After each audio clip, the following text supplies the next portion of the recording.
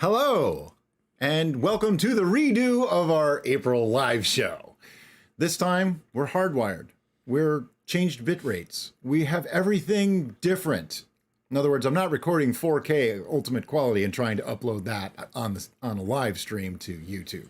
We tested, and then we tested again, and then we tested one more time. And then we tested it again just recently to make sure. So everything has been retested, but of course, technical difficulties are part of the bane of the internet universe, so we expect something to go drastically wrong, but hopefully we can get to your comments and be able to help everybody today. By the way, thank you for being here. We haven't even really started yet. It's 11:45 and we already have 77 people. We had 78. Somebody left. Who left? It was me. You're not even logged in. So, a few notes before we get started. We want to, again, thank you for being here, because without you being here, this really wouldn't be happening, right? Right. Absolutely. Secondly, all the people whose names are in blue and have the little wrench next to their name are our admins. So they are helping us out today. Thank you to Paul, Adam, Stacy, and Kenny. Yay! Stacy is also known as Kinesia. Yes, yes. If they help you with something, it's because we couldn't get to it fast enough, okay? So they are here to help. Kenny's going to be helping with getting some links when we need them. Stacy is the welcome wagon, and she's going to be helping us remind us of comments. And Paul and Adam are here to help answer questions that we just can't get to, because there's a lot of people here, and we're hoping for a few more. Yes, and these people we all hand-selected to be part of our team. Oh, yeah. So when Trust them. they answer a question, it's pretty much the same as if we answered it ourselves. So thank you to the admin team. Jeffrey Linville, I'm thinking of doing a sizer, but smoking my apples and putting them in secondary. What do you guys think? I think that's a neat idea. I'm afraid, though, that smoking the apples might make it too strong of a smoked flavor. That's my only fear with that. It's possible it won't, but that's an interesting idea. I hadn't actually heard of anybody doing that before. I've seen people smoke honey before, but smoking the apples themselves, you're either going to get too much smoke or maybe nothing. I'm not really sure which, but it's a neat idea. You might want to do that. But if you end up with something that's overly smoky, you can just split that batch and add more, and then you have more. Yeah, you can totally do that. Another thing you could do is like the slow roasting the apples. That might get that smoky flavor and a little caramelization too. So you'll have kind of a smoky boucher kind of sizer going on. I like that idea. Another thing I wanted to mention. I'm stealing it now. I'm going to do it. Right. Another thing I want to mention is that we do have a character limit in the chat. Do you remember what it is? It's like 200 characters. I think it's 200 characters is the limit for anything in chat. And that's not our limit. Yeah, that's YouTube's limit. If you put anything more than 200, it'll just cut it off. It will warn you.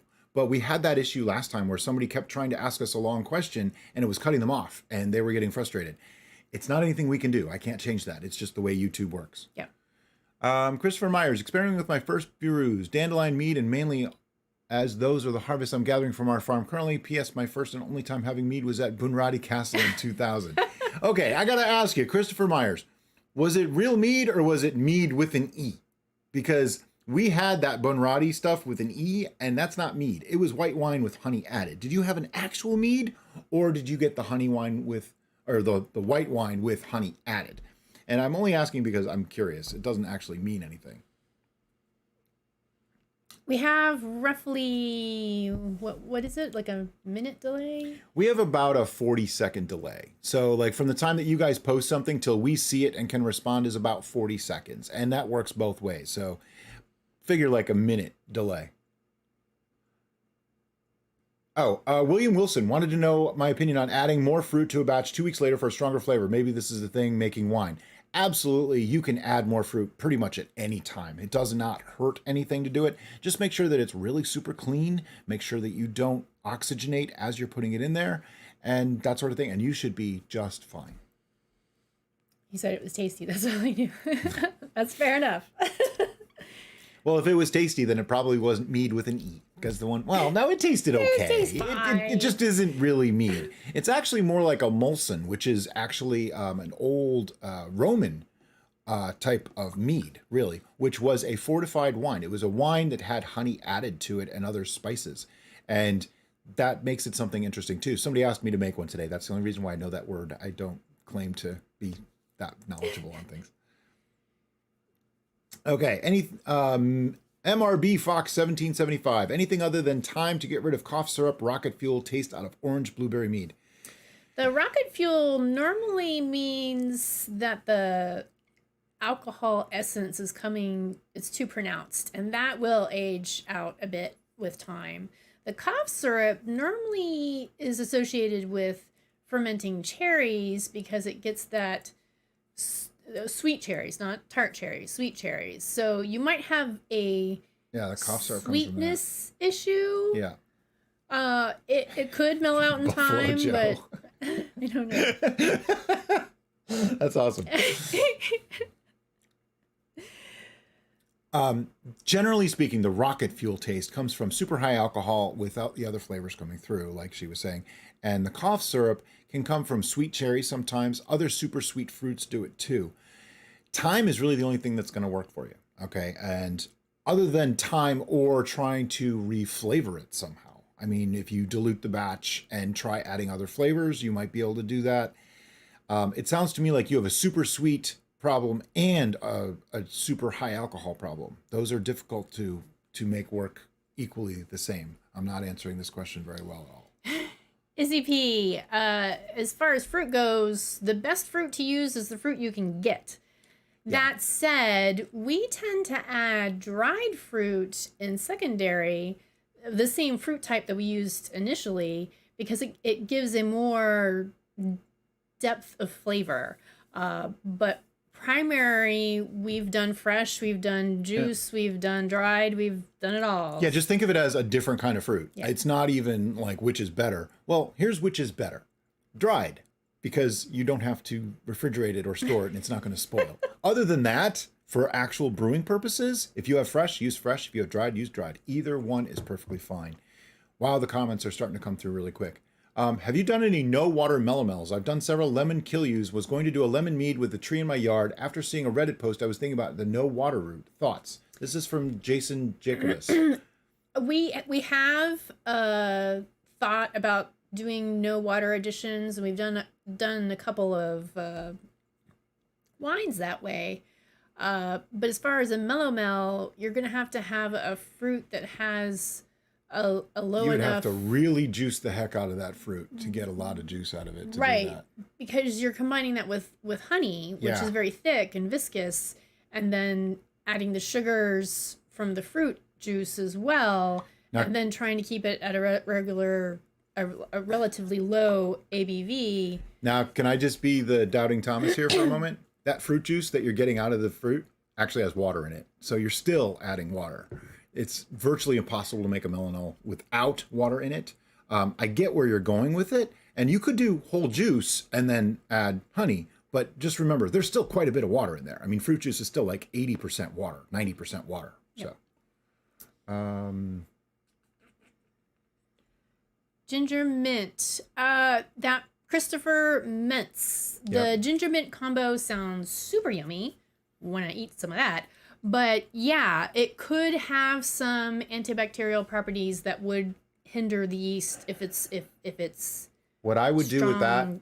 is I would do ginger in primary and add the mint in conditioning. But I would use dried mint. Don't use fresh. If you wanted to use fresh mint, which I don't recommend, I would do it the other way around. I would do the fresh mint in primary because the yeast will have an easier time getting to it. You won't get as strong of a mint flavor and you will get a little more vegetal flavor that way. But then you add the ginger in conditioning. Putting both in there would probably be a little too antibiotic for the yeast. And I think it might harm your fermentation.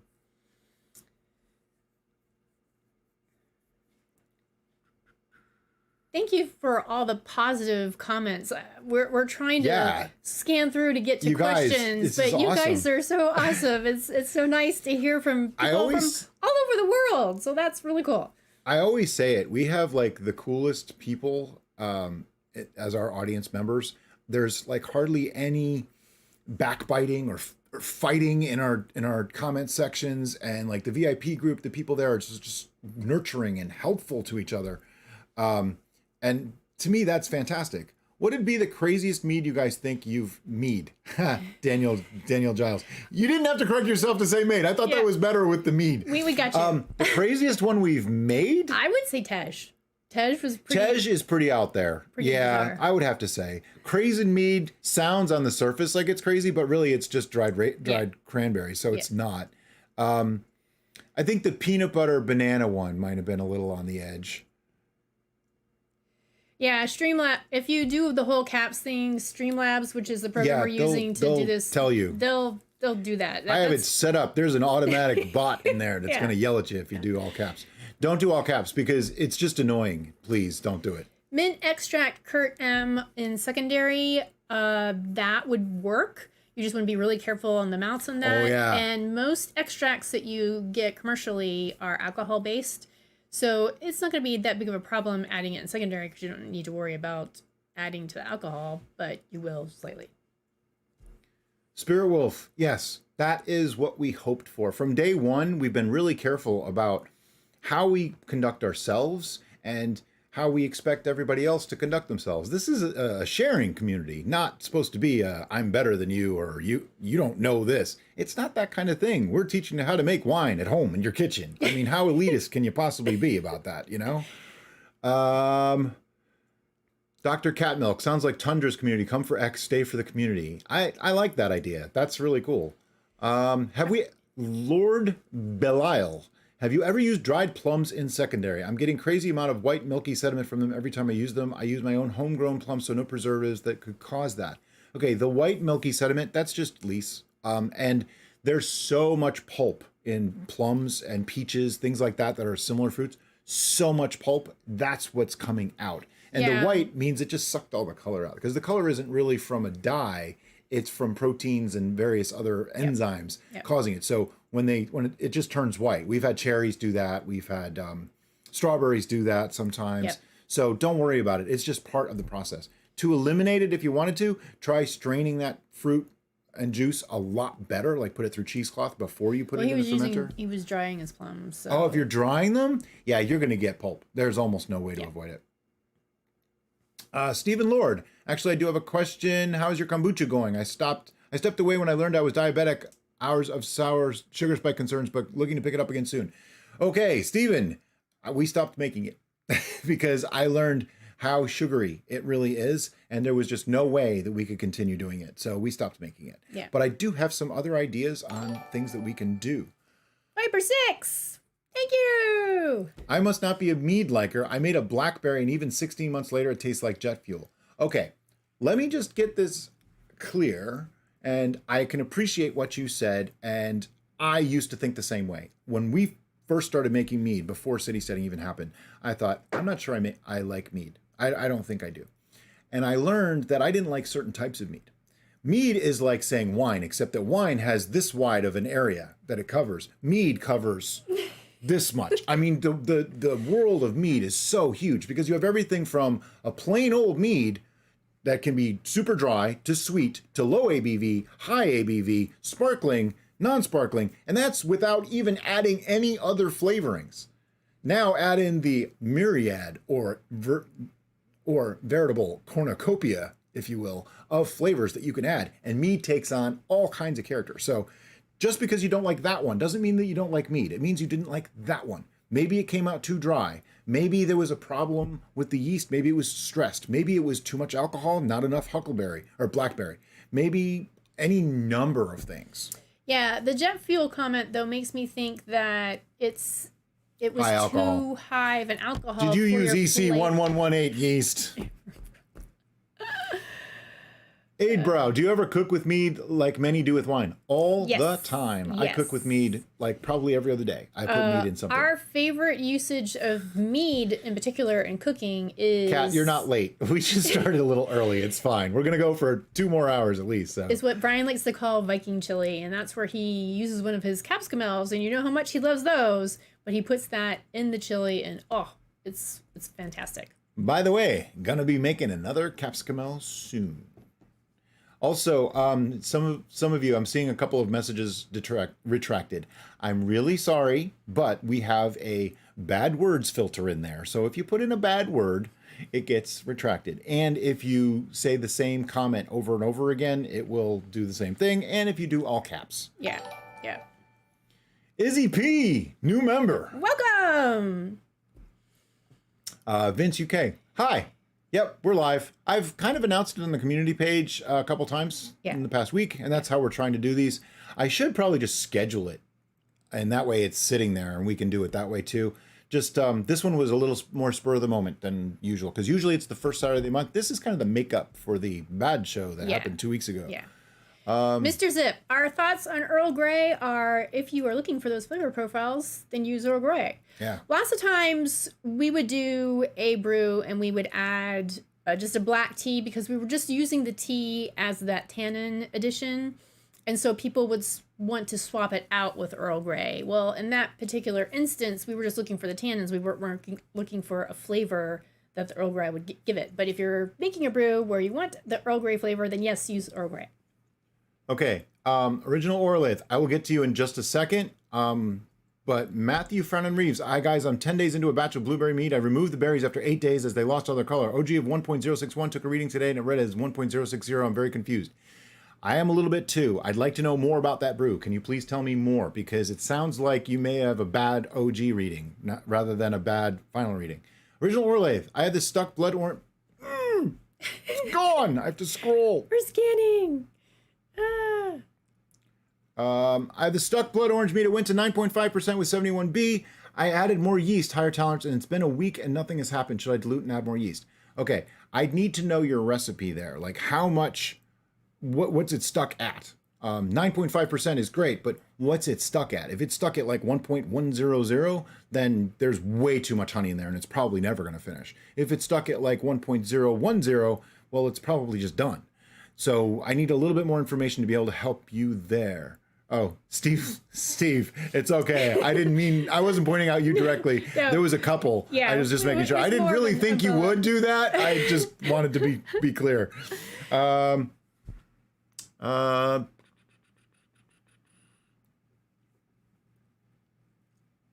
357. I made the mojito and it stalled. I am sure it was the like. What yeast to get it going again? I used Red Star champagne yeast. I'm sure it was the like. I don't understand. I'm a little bit confused there. Robert S. Lalvin BM 4x4 yeast. Nope, have not tried that one yet, but we can look into it. So this is Matthew's recipe. Okay, 510 kilograms honey, 140 kilograms frozen blueberries, 2 liters of water, half teaspoon yeast. Paul, can you do me some math on that? Because my brain isn't working on the conversions right now. But that sounds like a little over 2 pounds of honey in a mead. That should be fine. It probably is roughly a 1.070 to 1.080, something like that. Yeah, that should be fine. I think your original gravity was a little higher. Why it stalled, that's curious. I'm going to have Paul try to answer that one if he sees it. Hopefully he can help. Yeah, it's stuck at 1.056. Justin McDaniel. Welcome. New member. Do you have any experience with pineapple wine or mead? This is from Cuddles Barbarian. By the way, that's awesome. Cuddles Barbarian. I took a shot at one and find it unpalatable young. Do you think time heals all brews will apply to this? Well, yes and yes. I made a pineapple mead before City Steading even existed, okay? And it's still going. It is still aging, all right? I tasted it on camera, I think it was 2 years ago. Yeah. We're going to whip that sucker out and just taste it again and do another video to show you guys. It got better. Every year it gets a little bit better. Yeah. But yeah, pineapple, to me, seems to take a long time to age. Heard a sound, but what was the sound? Oh, that was the member, I think. I think it was the member. Okay, TJ Chalstrom. How do you all keep vanilla from absolutely dominating a brew? Time. Never put it in primary. Always put a vanilla bean, is what you're probably asking about, in conditioning. And literally put it in with a string on it so that you can pull that sucker out after 5 minutes. Not 5 minutes, but so that you can pull it out when it tastes right. You want to keep tasting that every day because sometimes 2 days is enough. Sometimes it might take a week or two, but you want to taste that and make sure that's how you know that it didn't overpower. Putting it in primary is usually the culprit when it overpowers. We would like to do a pineapple video, but how do we do the tasting when it really takes forever for it to get good? I don't know. We'll try. Okay, Matthew Pizzolo. I made a hydromel and added sugar to carbonate it. I left it in a not so cold room for 2 weeks, and then I put it in a cider room, or in a colder room. Always worked with beer. Tasted weird and not carbonated at all. Sounds like you might have gotten an infection somehow. That's the best I can say on that, without more information. I've tried. Wow. So the kill you thing where it had was an autocorrect. They actually meant to say lime. Oh. So they think that was the lime that stalled. Now, Well, did you put juice or did you use zest? Because I'm finding that don't use the juice, use the zest all the time. Use the zest or the peel. The whole fruit and the juices are usually the culprit when you have problems because they create a lot more acidity than the pith does. Yeah.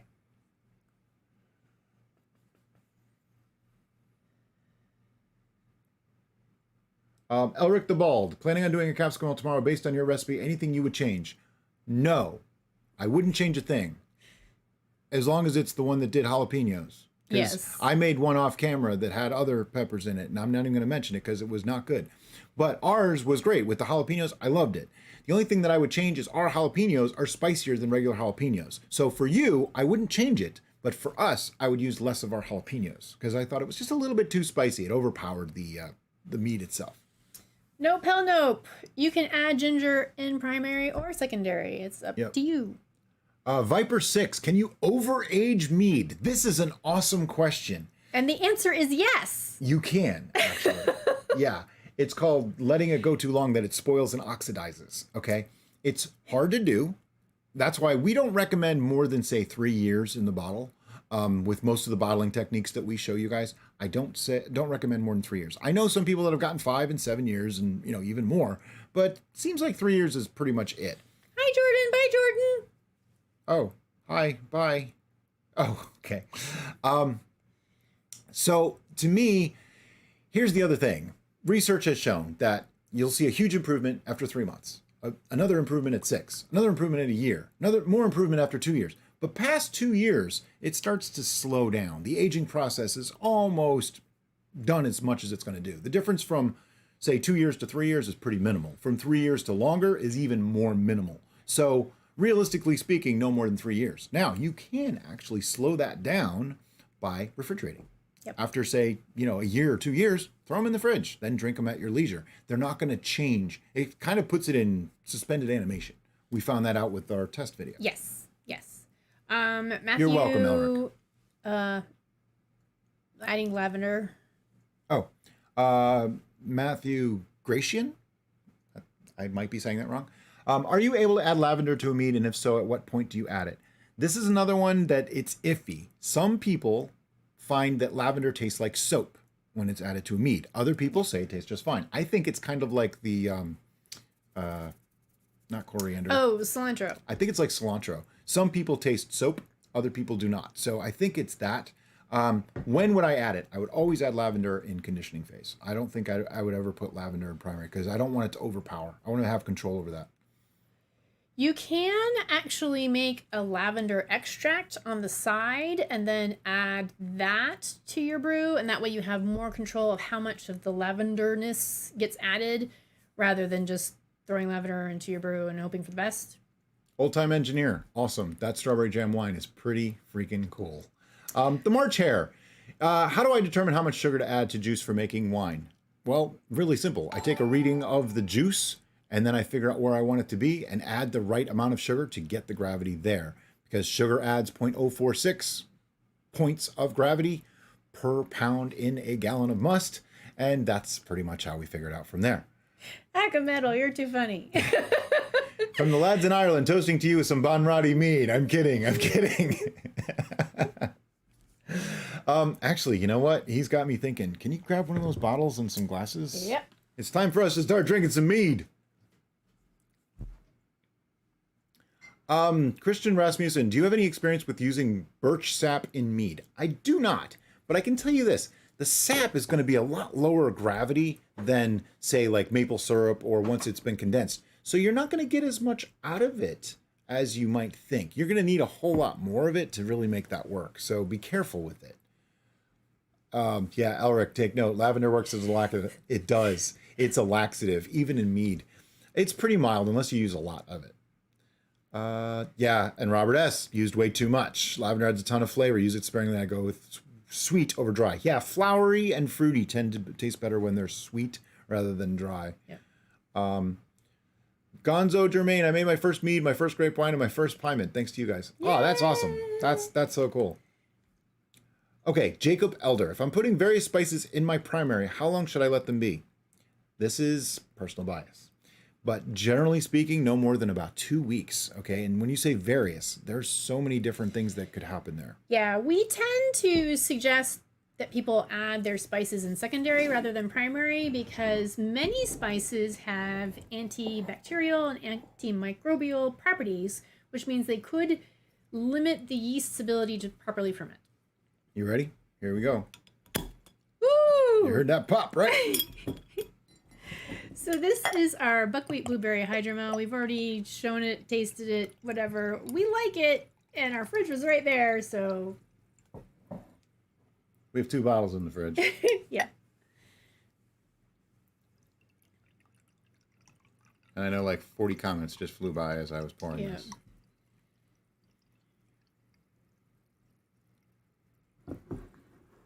Go ahead and say something. Where do we find our 1 gallon whole mouth containers, wide mouth containers? Okay.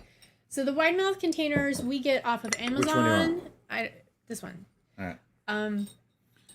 And we always put the links to all the stuff that we use in our videos in the description of each video. So if there's any product, any materials that you're looking for, just look in the description of the video that you're watching and it should be there. And if it's not, say, hey, Derica, where's this thing? And I will make sure to put the link in there for you. Charles H. Welcome. A new member. Somebody asked what we think of Tokaj meads. Daniel Giles. I've never had them, so I don't have an opinion on them. We don't drink a lot of commercial meads anymore. We've found most of them to just not be all that great. I hate to say it, but that's why we really don't drink most of them. Yeah. Brown Girl Life, would you recommend fresh blueberries for that hydromel? Actually, no. I like the dried blueberries for this. That's why we did it. You can totally use fresh blueberries. We answered this a little bit ago. You can use either one. The advantage to the dried is, well, they're shelf stable. You pretty much don't have to worry about them spoiling. But if you are a big fan of sangria or any other beverage that has fruit in it, adding fresh blueberries into it right now sounds really appealing. Adrian Grimm, can you give a basic recipe for a quart-sized mead? I'd like a small batch to play with my garden herbs. Okay, really, really simple. Go to our channel, do a search for My First Mead, divide everything by 4, except the yeast. Put in the same yeast. Yep. That's it. My First Mead, or Beginner Mead, is what it's called now. Dean Richards, what would you use as a non-fermentable sugar to sweeten a brew? Erythritol, like we did in this one. We just did it, just last week or the week before. Daniel Giles, new member. I thought you were a member already. Anyway, thank you for becoming a member. I'm sorry, I didn't mean it that way. I thought you were. Goldenrod honey. We haven't used goldenrod honey, have we? We have some. We have not. We did use it for something. I forget what. There are so many different types of honey. And we have like 8 of them in the house right now. Charles H. I do not have any blood orange recipes. Haven't used that yet. That's just one of the things we haven't done yet. When we were contemplating different flavor profiles for the Klingon blood wine, blood orange actually came up and we were thinking about adding that to that, but we ended up not. And I'm kind of glad because Klingon blood wine is super awesome, just the way we made it. Blood oranges come with their own set of issues, and that's something I want to explore before giving an answer or saying anything. Yeah, I'm wondering that if we end up doing blood orange or anything strongly orange, we might just add it in secondary rather than primary, because we have done some citrus fermentations and they're not pleasant. Yeah. Steve Lord asked, Judy Smith. Sorry about that noise. That was my mom calling. Yep. So everybody yell at Judy. She has impeccable timing and always calls right at the worst possible moment. Steve Lord asked if we have made Tapache. We have not. Part of the reason why we may not is because, well, pineapple's really, really sugary. Tapache is really, really sweet. So that would be very difficult for me to consume on a, with a good conscience. So, however, in our never-ending research of all things to help out with it might be a thing. It might be a thing, and the answer might be a different kind of non-fermentable sweetener. Yes, I was going to say it, but he. Yeah, no, you don't give that away yet. Okay. We have to do. I have to research that. Spoilers. No, we have to research it before we make any statements. I don't want to say anything that might not be accurate or true. Matthew Howard, how about a blueberry acerglyn to get that blueberry pancake flavor? Yeah, you could totally do that. I like the idea, and we do have to do another acerglyn. We did not do it justice last time, so we have to work on something. But we have to wait for Canada. Stephen Lord, hi Judy. To allow us into their country so we can visit Kenny, so Kenny can give us some real maple syrup. All right, I got something that I need to comment on. And then come back. Jaza, ever brewed Coca-Cola and honey mead? Nope, and I never will. Coca-Cola is a horrible product. Pepsi, all those colas, they're horrible, horrible, horrible for you. I will not brew with those, just so you know. I'm trying to say that the nicest way I possibly can. They're just horrible things to put in your body. Please don't drink them, and obviously don't brew with them. It's just, they're really bad for you. I would, Giuliano, the peppermints for Christmas, that sounds super cool. I would add it in secondary, and I wouldn't use candy canes because candy canes are going to... For the same reason I mentioned about the Coca-Cola. Well, they're also going to bump up the sugars, so it's going to make it more difficult for you to know. So doing the peppermint tea is fine. Doing dried using mint. An herbal mint tea. It's all good, yeah. Phantom Bladification. In one of your videos, your brew went dry and you had to back sweeten to get the flavor you wanted. Could you just have started your brew with the additional sugar instead and get the flavor in one go? Yes, absolutely. However, I would like to make a clarification. There is absolutely no difference between back sweetening and getting the sweetening right in the first place. We used to be big advocates of getting it to that point. And then we learned that yeast can't read. Just because it says it's a 12% yeast doesn't mean it won't go to 12.5 or 13 or 14. Yeah. So how can you possibly know what it's going to do? Therefore, you can't know if it's going to go dry or sweet. So you're far better off getting it in the ballpark. Like we shoot for right at the tolerance now and maybe even a little bit below. That way we can adjust the sweetness as we want to, rather than being like, oh, well, this time it didn't go as high as we thought it would, so we're stuck at a 1.050. It's not stalled, it's done because we over sugared. That's the difference there. So that's why I'd rather err on the side of caution a little bit and sweeten as we go at that point. Plus, you can add non-fermentable sugars if you wanted to, and that way you don't even have to worry about it. It's Amy Kitchen's birthday! Happy birthday, Amy! She got jazz hands. Spices for Christmas mead. Pretty much anything that you associate spice-wise with cinnamon, Christmas. Allspice, clove, things like that. Anise. Even like the citrus flavors are nice. Anise, I don't know. Well, flavor, yeah, but some people like it.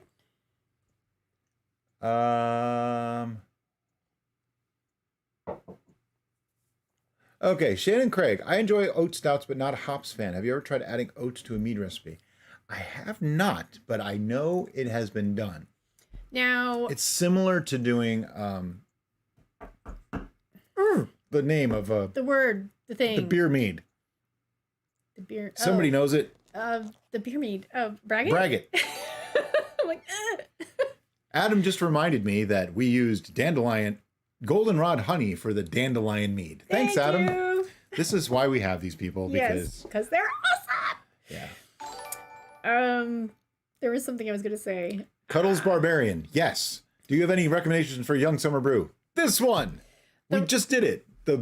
It's the buckwheat blueberry hydromel. It's beautiful. 7 weeks. It was ready to go, and it's awesome. It's so good. Richard Kidd, the Romulan ale recipe is right in here. Unfortunately, beer is kind of off the menu right now. And until I can figure out a way to make a low-carb Romulan ale. Yeah. We're working on it. Yeah. That is something we want to do. Original Orlife question. I struggle with non-fermentable sugars tasting off. Is that an issue you've noted? It depends on the sugar.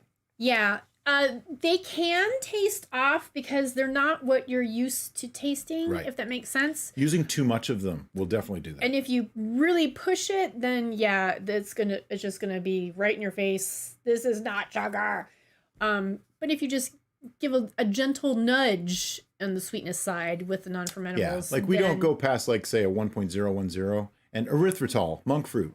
Yeah. And there's a new one that I don't want to say anything. We just learned about it yesterday. I want to experiment before we give it away. But erythritol and monk fruit both are great. So if you watched this video, we just added just a little tiny bit of erythritol. 5 ounces to a gallon. Yeah. Just to get it to 1.008, and it's just enough. It's just sweet. Flavor-wise, this reads berry. This doesn't read off sugar. Brown Girl Life. How do you calculate the amount of priming sugar you need per gallon without creating bottle bombs? Okay, this is a good question. And there's a lot of calculators out there. I don't really use those. What I've done is never had a bottle bomb first. So I go with 1 ounce. Now that would mean 1 ounce of sugar. If I'm using honey, you actually want to use like 1.25 ounces because it's not as sugary as sugar. It doesn't have as much fermentables. So 1 ounce per gallon. And I mix it all together. Don't do the teaspoon in each one. That's how bottle bombs happen. I do it all through the whole batch, and that way each bottle has the exact right amount. So you can use small bottles, big bottles, doesn't really matter. Okay, so we got an idea on the pineapple. We'll do a tasting of the one we already made and then do the video of the making. But they're not the same. The problem with that is we made that pineapple before I kept records. Before we kept notes. Yeah, it was literally pineapple mead. Started on this date, and that's it. Yeah. So the exact method we used for that particular pineapple mead might not be what we portray in a new video. So that's a great idea. If only we had notes. Phantom Bladification, you are welcome. And thank you for believing in us and for supporting us. Yes. Amy Kitchens, ever thought of jackfruit for a juicy fruit flavored mead? Okay. I've not had ripe jackfruit. I've only had jackfruit that we made into like barbecued pork and stuff like that. So to me, that sounds really weird, but I've never actually tried ripe jackfruit. So I can't really say, but does it taste like juicy fruit? Because if it does, that's kind of awesome. Yeah. I looked about 7 grams per liter. Thank you. Yeah. Which works out to roughly 1 ounce per gallon. Yeah. Brown Girl Life, you are very welcome. Kenneth Fleming, thank you. Braggett. Yep. You guys are just hearing that now. Gail Graff. Yeah, that's what we're looking into, Gail. Wink, wink, nudge, nudge. I want to test it, though, because I've heard crazy things, and I've heard really great things, so I want to test it before I say anything. Okay, Charles H., did you experiment with stevia for back sweetening? Well, yes and no. I tried stevia in several different brews, like coffees and teas and things like that, and decided that it tastes horrible except in hot tea. And even then, it's marginal, because I don't do sugar anymore. So my fear is that it's going to taste like crap in a brew. Okay. And I'm sorry to say it that way, but here's the thing. I don't want to use granulated stevia because that's about the most unnatural product ever. That is so highly processed. It's actually disgusting. Read up on it. You'll see what I mean. We have actual dried stevia leaves that we use. Different thing. I am going to put them in a brew sometime just because I need to do it. I need to see what it does. I like it in black tea. So that it works. In coffee, it tastes weird. It has that weird cooling sensation. It's not good. But I'm thinking in a certain type of mead or brew, it may work. And because it's an herb, it's literally just the dried leaves. They're green even. That's a wonderfully super natural, all real, non-fermentable sweetener. So I want to try that. I just have to figure out the right brew to do it. The tranny shop. I'm not even going to glorify that with a response. So there. Thank you, Philip. This is for all of the keto dessert recipes. You've made my weight loss journey so much easier. You're welcome. And there's more coming. I have mastered the keto cracker. Yeah, they are awesome. Christopher Menz. First, thank you. Second, is there a way to send you a bottle of my very first mead, also last name pronounced like men's restaurant? Here's the thing, and I hate to be a downer, but we don't accept brews from anybody but real commercial licensed meaderies and wineries for probably pretty obvious reasons if you think about it. but also because it's completely illegal for you to ship it to us, because you cannot ship alcohol in the United States via any carrier, no matter what anybody says, legally. So we don't really promote that idea. And if we allowed everybody to, I have enough trouble getting through the brews that we make. It'd be virtually impossible to get through everything that everyone else makes. And we have a small house. Plus there's, somebody could send us something dangerous. I'm not saying you would personally, but we have a couple haters out there, so it could happen. And I don't really want to promote that kind of concept. So hopefully that answered your question and didn't offend you.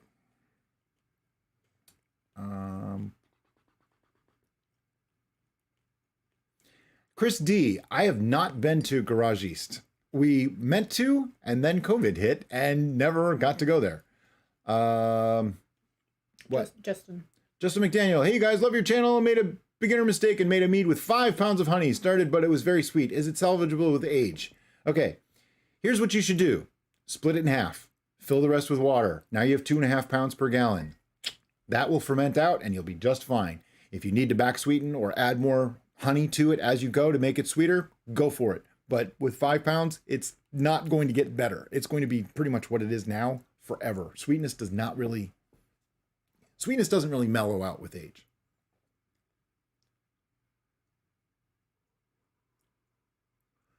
Jason Crystal asked about using fruit skin or any other fruits while brewing.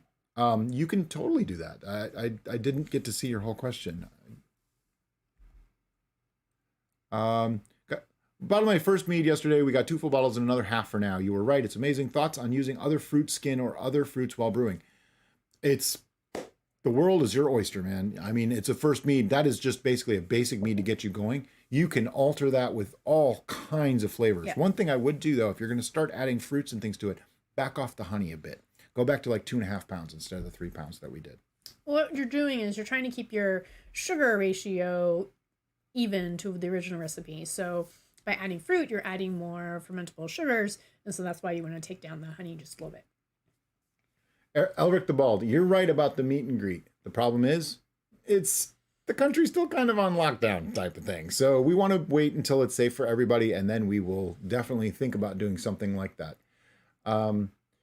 Christopher, good. I didn't mean, we get that question a lot, and I always feel horrible telling people no, but at the same token, it's best for everyone, and I don't really want to see you get in trouble for trying to do it. In a perfect world, the answer would be yes, and we would be so grateful, and we would do videos on it and have this big, our viewers, brews, yay!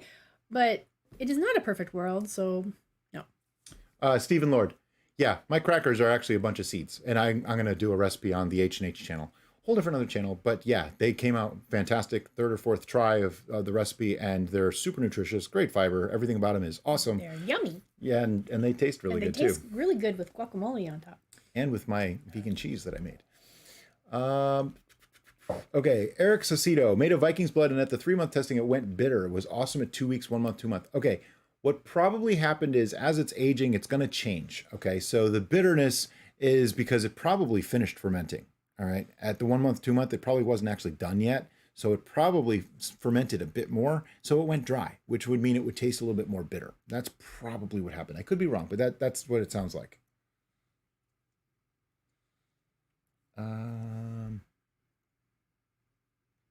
This tartness mellow with age, hibiscus tea.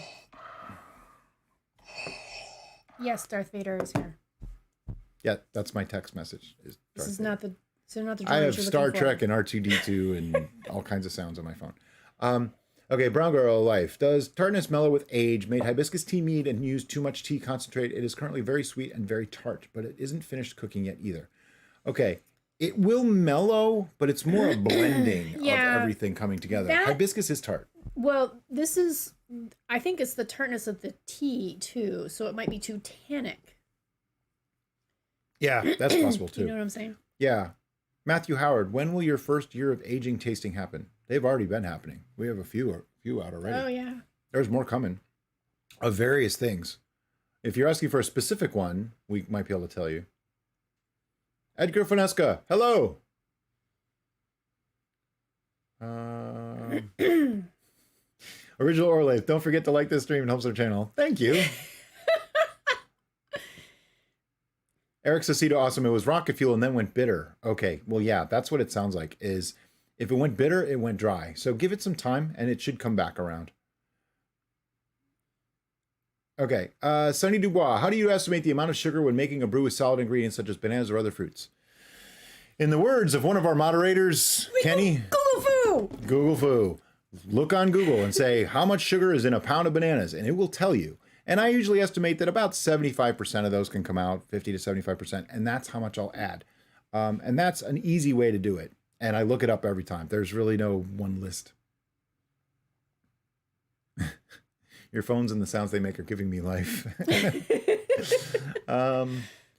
Silly Goose, would you guys ever experiment with barrel aging mead or wine? We're going to do some oak aging. We have a video planned, but barrel aging and oak aging are the same thing when it comes to mead and wine. Here's the difference. We can't really do a true barrel age because true barrel aging means you have the seasonal change. Okay, in a small barrel, it's going to happen way too fast. It's going to over extract and not taste good. They do it in very large 55 and larger barrels. In very large rooms. Yeah, and usually it's cold areas. We don't have that kind of space. Yeah. So that's why we won't do a true barrel age, because the seasonal change is what really makes it work.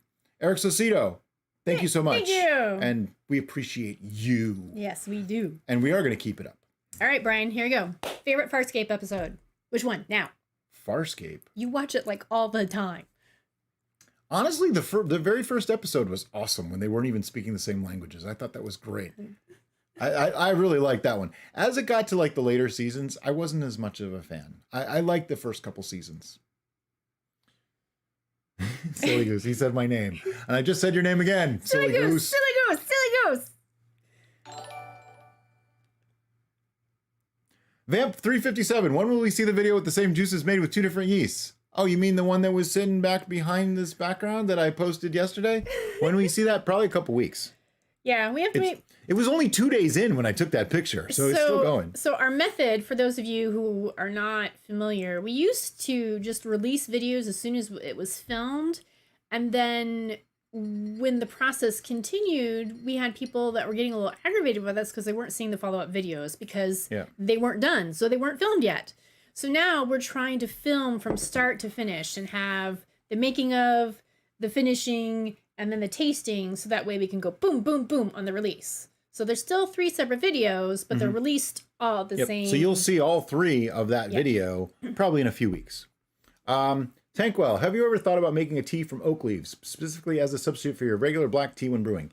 Yes, I have. I looked into this, and I don't remember the specifics of why I decided not to. There was a danger. Yeah, there's a certain amount of toxicity in oak. Yes. And it's in the leaves. It's questionable on which part of the plant is good, which part of the plant is not, and how you can treat it to make it workable. And because there's questions on that, we're like, yeah, we're going to err on the side of caution and I think that was it. Yeah, there's some now. toxicity to it. So, but it was certain volumes and all this. And I was like, you know what? That's far too much to try to figure out. And we don't like to put things like that out because if somebody overdid what we said and they had a problem, I don't like to do that to people. So I'd rather not put a warning label on our video. I'd rather just not do it. Yeah.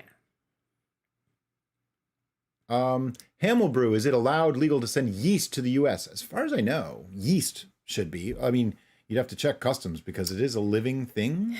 Yeah, that is a good question, and one I don't really know the answer to. W. Walker. I noticed that I get a higher ABV when I add fruit to my brews. Do you notice the same? Yes, because the fruit adds a little bit of nutrient for the yeast, and usually it's more sugars too. So you're going to automatically have more fermentables, therefore higher ABV.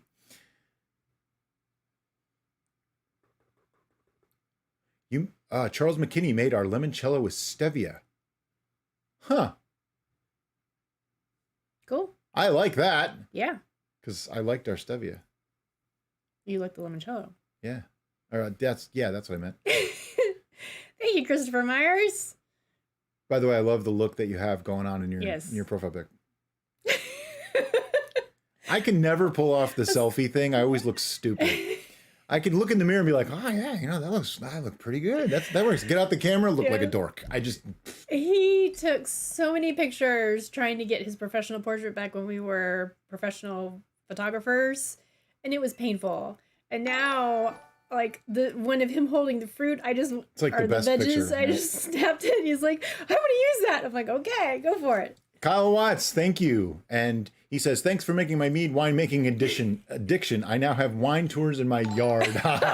That's awesome. Hopefully you charge admission. Yeah. You know, make a little money off of that. You can't charge for the alcohol, but you can charge for admission. You can charge to look at it.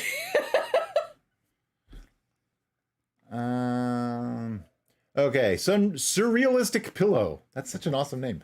About the basic mead recipe. After I boil the tea bag and chopped raisins, is it okay to filter the raisins while pouring to fermenter instead of adding in? Would it generate the same flavor? It's okay to do it. It will not generate the same flavor, and it won't generate the same tannins because it won't be there. Now, by boiling them, you're extracting some of the flavors, but the raisins going in will keep extracting, and there's still more sugars to go, and there's tannins. So it'll be probably 80% the same, but not exactly the same. And yes, Original Arliath, we have completely closed our business. The photography business. Yeah. We closed the wedding photography business. We're 102,000% City Steading now. We've actually been full-time City Steaders since about this time last year. I think in that time we've actually photographed 2 mini weddings, like tiny ceremonies, and then 1 wedding we just did a couple weeks ago for friends. Yeah. And we have another one coming up later this year for friends. Stephen Lord, take care.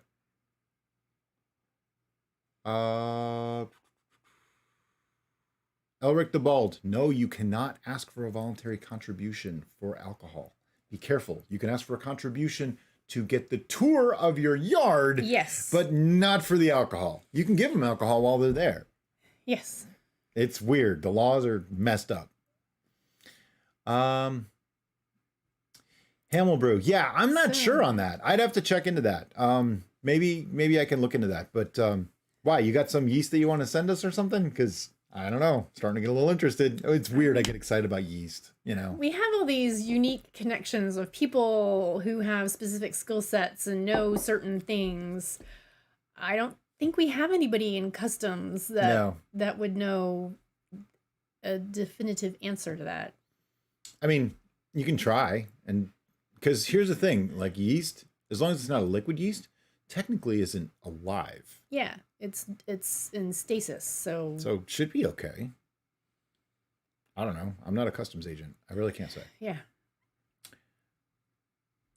Edgar Finesca, I made your ginger beer recently, much simpler than the first time I made it with other recipe I found once on the internet. Okay, if that video was easier, I'm really sorry for what you found, because that was one of the more convoluted videos we've ever done. We need to redo the ginger beer. We're actually talking about redoing the ginger beer. I watched it and I was confused. I know how to do it. Todd Carlson, suggestions for back sweetening my first mead. What do you mean? Back sweetening is really easy. You add sugar to something or add honey to something. That's it. And if you needed to back sweeten that one, you must have used a different yeast than we did, because that exact recipe should come out sweet.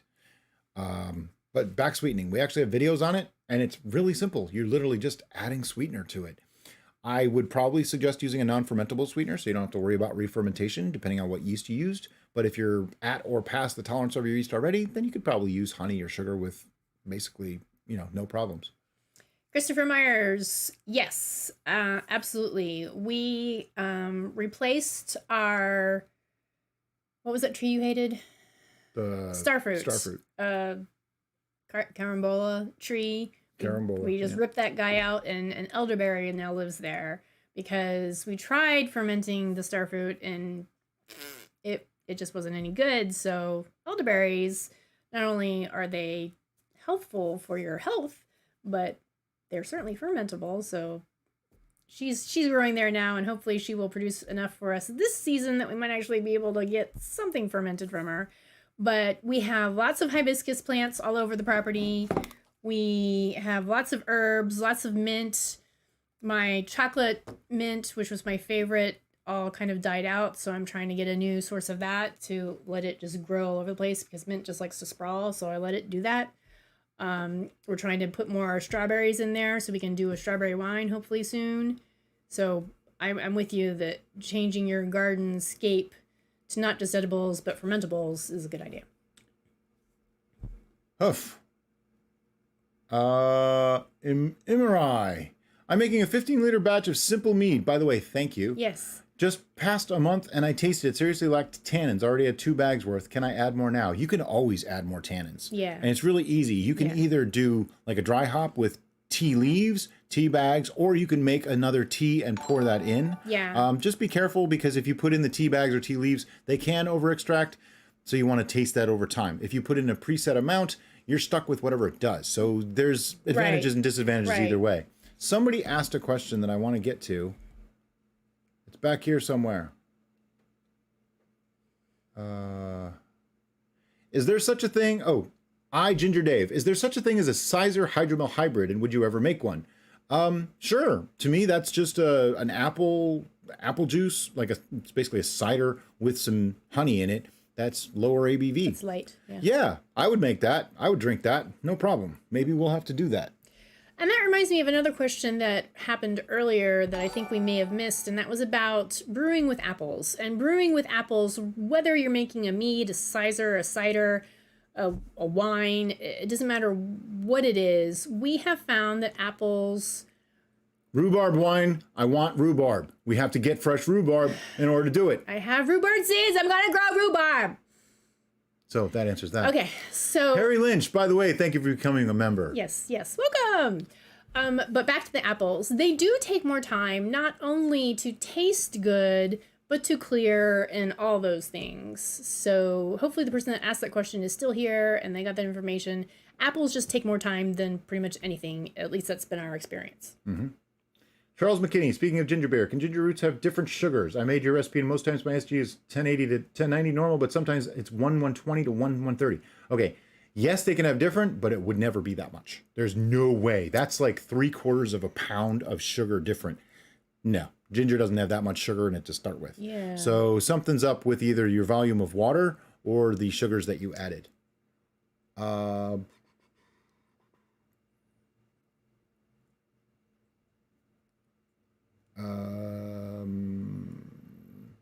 Cuddles Barbarian. How much do you find the type of honey influences the flavor in the end product? Are there types of honey that you would avoid? This is a good question. There are some strongly favored honeys, and we found this with the Tej, and I think this was really, really highlighted that flavor of the honey in the Tej beverage. And as far as are there any that I would avoid? Not so far. No. Not so far. But they all have a place. With the caveat, it's place and time for their usage. So if you have a really strong, heady honey, you're not going to want that with a light, delicate fruit because it's just going to obliterate the fruit flavor. I would expand on that. If you are making a straight honey mead with no additives, then the honey will make a difference because that's the only ingredient. So, different flavors will add different flavors. If you are making a melomel or any spiced mead or anything like that, then the type of honey means less. It doesn't mean nothing, but it means less because you have other flavors competing with it, so it won't have as much effect. Christopher Myers, we would love to play D&D with you as well. We actually have a group. Kenny, can you put up the link to the D&D group? Because we have a channel that we have no content on. Yeah. It's we're going to make a D&D channel, but we have a D&D group on Facebook. And we organize new sessions all the time. And I have one going now, I have another one this afternoon, and I have another one-off that's coming up soon. So when we do our D&D games, we do it through Zoom, but we also utilize D&D Beyond for our character sheets. Yep, and Roll20. And Roll20. Today. Yes, Roll20 is where we have our maps. So... Okay, Chemical Twin. Any tips for naturally carbonating your brew? I haven't tried it myself, but I would like to. We have plenty of videos on this. It's a little much for me to answer in this, but the gist is you add sugars to control the fermentation. That's it. But there's far more to it that you want to be aware of. So I suggest finding our videos on that. Kenny might be able to put up a link for that.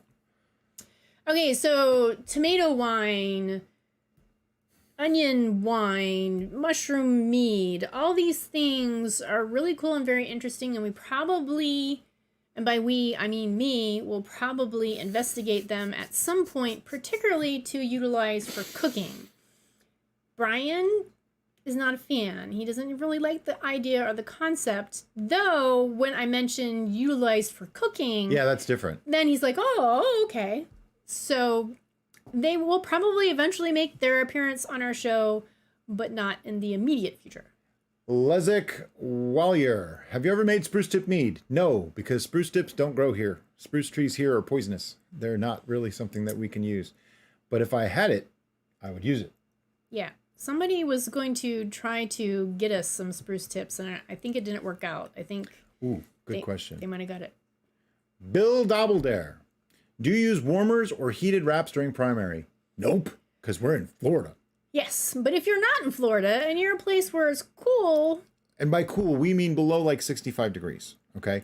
If you do not want to heat this past, say, 75 or 80 degrees. You really don't. You want to cool it if it goes above 80. And you want to keep it warm if it goes below 65. This is Fahrenheit. I don't know the Celsius. Somebody can probably tell me. Because that way, that's like the sweet spot for most yeasts, okay? But warmers sometimes overdo it, and you can create off flavors. Morning, Seal77. Daniel Giles, I have a friend who wants to make a garlic lemon mead for cooking. That sounds like it would be great for cooking. I don't know that I do garlic and lemon. I do a garlic and I do a lemon. And then pour both and in. you can, well, that way you can control the amounts of each. See? Christopher Myers, if you're going to do the spruce, really just use the lightest green tips, and it has to be spring, like pretty much as the frost is still on the ground. You want to grab them then, just the lightest ends. Otherwise, even those, I hear there's some amount of toxicity. Yeah. Oh. Thank you, Kenny. There's something. Oh, he got it. Okay. We've been throwing stuff at Kenny, and it's too early for poor Kenny. So everybody say, thank you, Kenny! Elric the Bald. I am not familiar with those, but we can certainly look into that. Can you make a comment on one of our videos so that I have those again? Because otherwise I'll have to dig through 2 hours of this to figure it all out. Chris Yu, hello Breakings. What is this? I've seen this a few times. Is it you doing it all the time, or is it different people calling us Breakings? We're not Vikings, we're Breakings. Jeb Baker, have you ever made bland? Nope. The idea of fermented milk just sounds gross to me. I mean, but we might try it. Paul made it, right? Paul made it. Paul made it. Paul makes everything. That's good enough. Paul made it and it was good. There you go. It's good. Yes, Amy, thank you. Danka. Silly Goose, have you guys ever done a video about making vinegar? No, but we are going to. And I know I keep saying that, but if you saw our list of videos that we plan to make, it's about like 4 miles long. Okay, it's not even. We have lists of lists, pretty much. It's crazy. Willow, I think. I don't know. I think so, but I don't know. But I'd I don't have to know. look that one up to be sure, so be careful.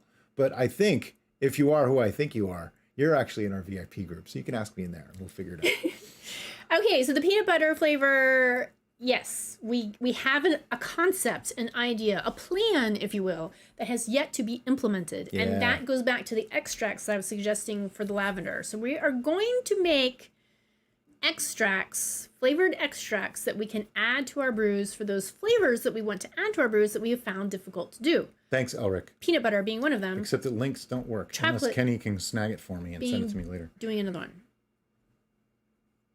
Did I say that right? I don't know. I don't know. Jacob Elder. Thank you. Thank you very much. When I found your channel, it inspired me way too much. I have to at least 15 gallons of mead going at any given time. Feed my addiction. Feed it. That's funny. 15 gallons. Wow, man, you got more than we do. Yeah. We've actually cut back on our production. We don't make anything off camera anymore, really, because we'd rather just show you guys everything that we make, pretty much. So we started, Crow, to your question about cheese making. We started the trying H&H channel to make on the H&H, yeah. So yes and no and yes.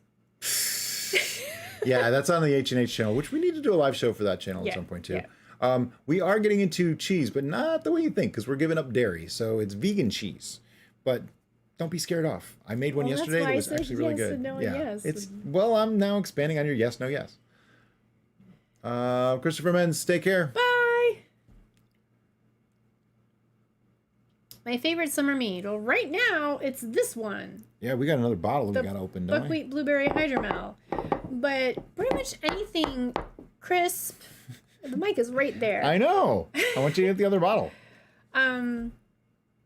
So crisp and carbonated, those two pairings are perfect for summer, in my opinion. Jared Heron, with summer on the horizon, I was thinking about making strawberry wine. Is there a certain ratio of pounds of fruit per gallon for a must? Yes. And you'll find out in the video that we're going to be filming next week. Dun, dun,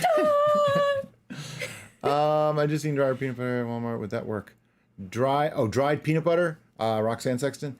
That's what we tried, and it didn't work. Yeah. So you have to make an extract, and that's another video. We'll work on that. Vegan yogurt recipe. Vamp. Wrong channel. Yeah, wrong H&H channel. But yes, we're working on that. Yeah, we are working on it. Yeah, actually, vegan yogurt is more difficult. I made vegan cream cheese and I made vegan mayonnaise, but vegan yogurt's a little bit more difficult. Can you grab the other bottle? Hopped mead. We haven't done a hopped mead. Apologies if you already have a video on it, but hopped mead. We have not done hopped mead. I'm not a super big hops guy, so that's why we haven't done it, but we can look into that. Matthew Howard, okay, cool. I see those extracts at the beer and winemaker's pantry. I might have to give it a try. I've not used those extracts. I'm talking about making your own extract, and that's what we're going to do a video on. Josh Boileau. I had a brew that was cloudy. I racked it and cleared after 2 months. I put the remaining that did not fit in the jar into the fridge and it clarified in a few days. Have you ever noticed that? Yeah. It was probably ready to go anyway, and then by cold crashing it, it just finally did its thing. Cold crashing does help a lot. Amy, you're right.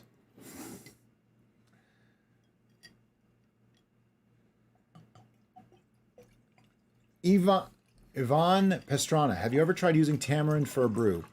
No, but I've been intrigued every time I see it at the store, so I might have to try it. And since we had such difficulty with peaches, tamarind would be also one of my dad's favorite things, so...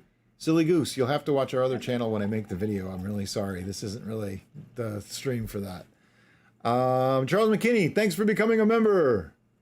Thank you. Donovan Campbell, I don't use tannin powder. I actually do it from teas or from natural sources, so I couldn't tell you. I would follow the manufacturer's instructions though.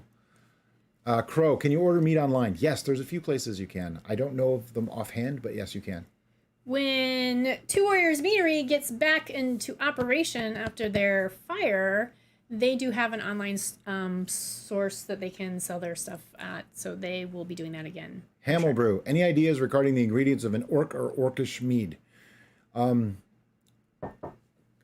don't even know how to answer that. Yes. Yes. I am the nerdier one. As far as I know, there's no such thing, so... But basically, you're going to want to throw in a bunch of weird stuff. Think about the Klingon blood wine, and then translate that to a mead. So you're going to want earthy, strong things. Josh, the it's honey. because I actually have a history of speaking French. That's why. He said I'm one of the few people to say his last name right. Yeah, he speaks French, I speak German. Logan Turner, I keep having issues with headspace and carboys. How serious of an issue is this? Do I really need to worry about a 14% mead turning into vinegar? No. First off, 14% is very unlikely to turn into vinegar. It's more an oxidation, off flavors thing, and depending on how much space you're talking about. If you're, show them.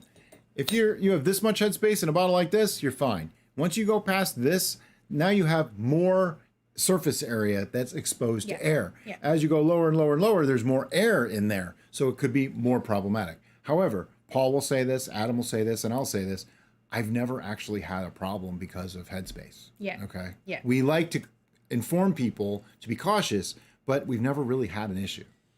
So Crow asked what we're drinking, and we're still drinking the Buckwheat Blueberry Hydromel. This is just bottle number 2. Yeah. Candid, how long can you store bottled mead in a cellar environment? Okay, in a cellar, see, that's kind of vague. If it's like between 40 and 50 degrees, pretty much indefinitely. It's just going to sort of put it into a stasis kind of period, and you can go years, many years, no problem. We have not tried caramelizing fruit before, adding it to a mead, but we would be interested in doing such a thing, Harry Lynch. And we could add that in primary and secondary as far as that goes. Yeah, I would think caramelizing the fruit like apples would be really, really cool. Yeah. I talked about that earlier. Somebody was talking about a smoked sizer. And, now I want to do that. We need to redo the super simple sizer. make it a less so simple sizer or something. Not so simple sizer. I don't Well, know. That's not really good marketing. we did one where I used caramel apples as the thumbnail. I can't remember which one that was. It was a bochet, maybe? Did we do an apple Yeah, bochet? we did apple bochet. By the way, Kenny, yeah, I have a Twitter account for City Steading, just so you know. He doesn't know because we don't publicize it. We don't make a big deal about it. Yeah, we don't. But every video goes out on Twitter too. Yeah. They do. Only, well, for the last couple months. Crow, beginner mead would be my Beginner first mead, mead. my first mead. Kenny, hit him with the link. I like this. This is cool. By the way, I need everybody right now to simultaneously give a round of applause for all of our moderators who are doing an We already awesome said job. thank you for Kenny, but thank you to everybody because Yeah. they are awesome. Yeah, Peach, complicated pear, size apricot, mango, nectar, and brew. Okay, the problem with using any of those nectars is they tend to be pulp heavy. And so they're super yummy and super great to drink on their own, but putting that in a brew, you're probably going to have clarity problems. Yep. If you're like us and you don't really care about clarity, then it really shouldn't be an issue. But that's the biggest problem with using that, and we haven't. Yes. Look at the clapping. They're getting applause. That is so cool. You guys are awesome. By the way, we have 222 people right now. That is so amazing. That's wonderful. 30% white grape juice, 30% apple juice, 30% honey water. What is it called? Brew. It's called whatever you want to call it. Actually, wait a minute. Let me get back to that again. What was it? I just gave a smart-ass answer. White grape juice, apple juice, and honey and water. It's wine. It's wine because it's not predominantly honey. Therefore, it's grape juice and apple juice. It's just a grape apple wine. Now, when we call things what we call them, it's just a really name. It's really a matter of Doesn't mean a thing. It's really a matter of semantics. Well, Meads, I have to thank get- you for becoming a member. I have to get loud sometimes because Brian, you know. Yeah, I'll take over. As you guys know from our earlier videos, But now she kicks me under the table. But technically, if you want to call it a mead, it has to have at least 50% of the fermentables to be from honey.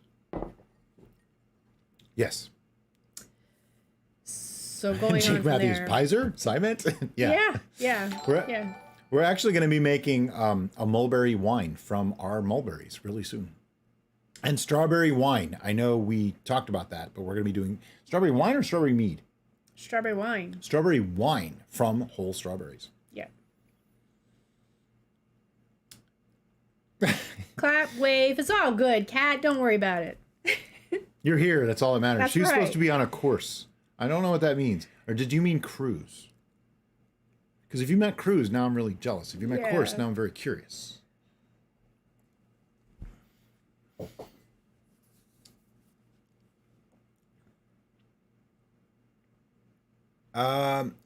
Ahmad Shams, you cannot make bread yeast stronger. However, if you want something stronger, instead of drinking one glass, drink two. I'm not even being a smartass. That's the truth. You can get bread yeast to like between 10 and 13%.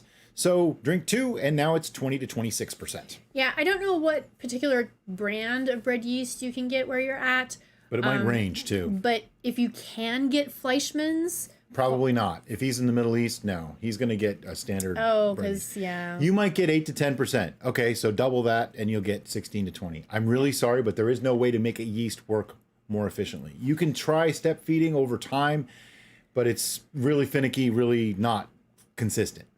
We have found that doing a tea-based mead or brew where it has a dried need to leaf answer that. type thing, that tends to make the yeast more happy, so you might be able to get a little bit more out of the bread Add yeast. dates or banana. And dates or banana. Yeah, they both like those too. Okay. Tom Eric Bergseng, in the first mead you use dried orange peel. My wife is very allergic to citrus. Would you recommend substituting with something else or skipping it?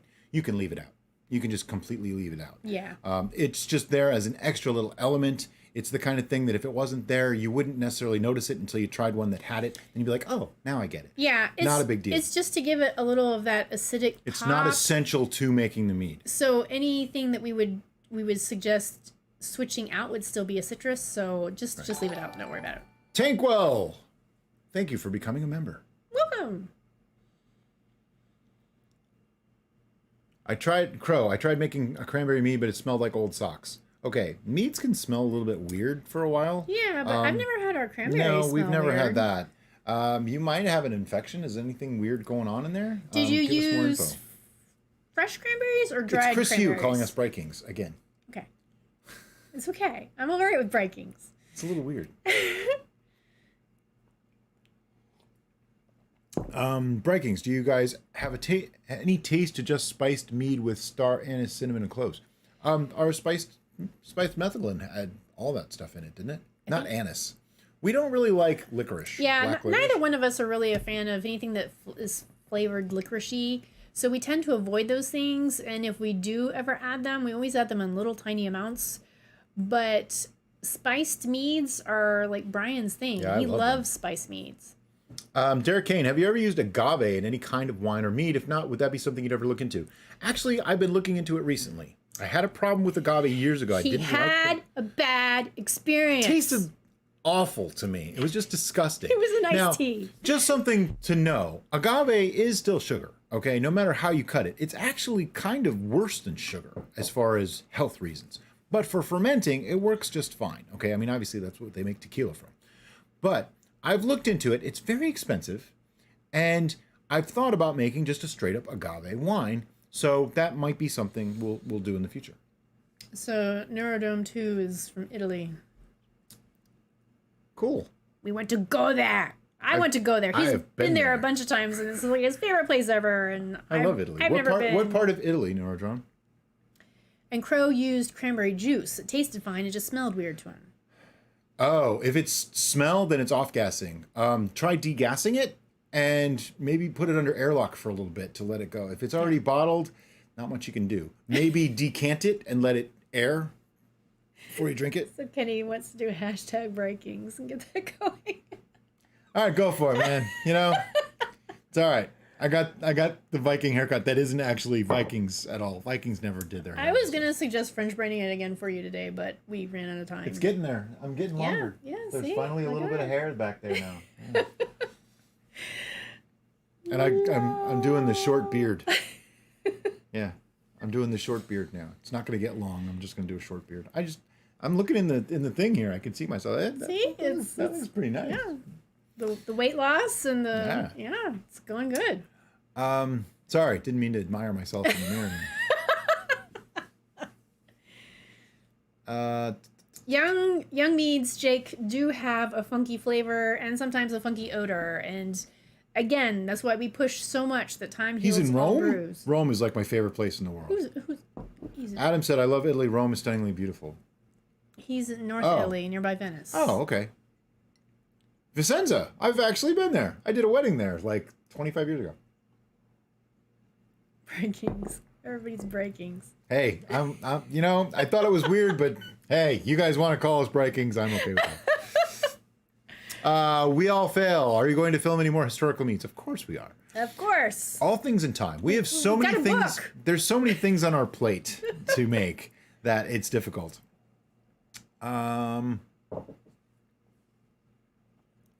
Okay, Wildheart.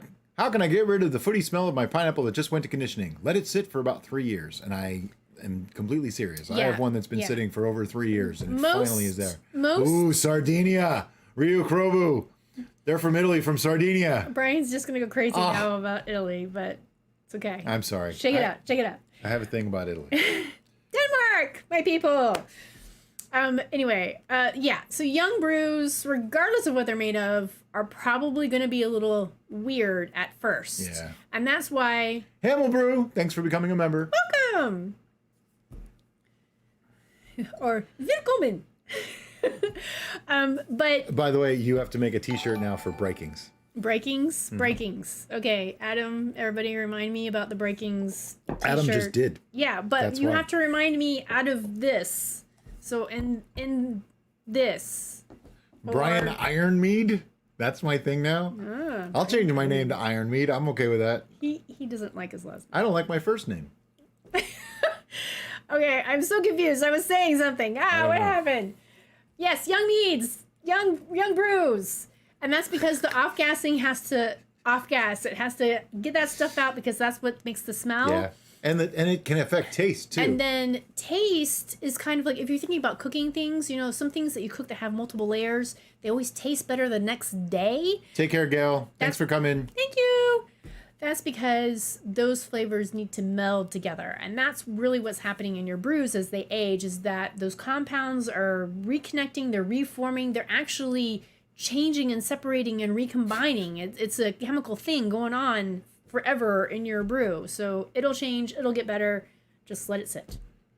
But is iron mead really the best thing? I mean, I don't know, Brian. They're doing iron because of idox iron. How do we?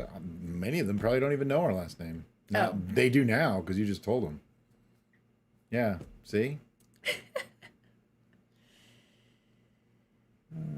Bye, Josh. Take care, Josh. Big tough guy. That's why I remember his Brian Smiley's face. Okay, that works for me. I'm not a big tough guy. I'm wee. No. Matthew, have you ever tried to make soju? What is soju again? I always get these things confused. There's sati and there's soju. I'm looking it up. Uh-oh. The Google foo. It has begun. It is... Oh, soju. It's distilled. Is that what, Soju is clear, colorless, distilled alcoholic beverage of Korean origin. Yeah, that's what Anthony got drunk on that one time. Sorry, we won't be making soju. We can't do distilled beverages in our country without a license.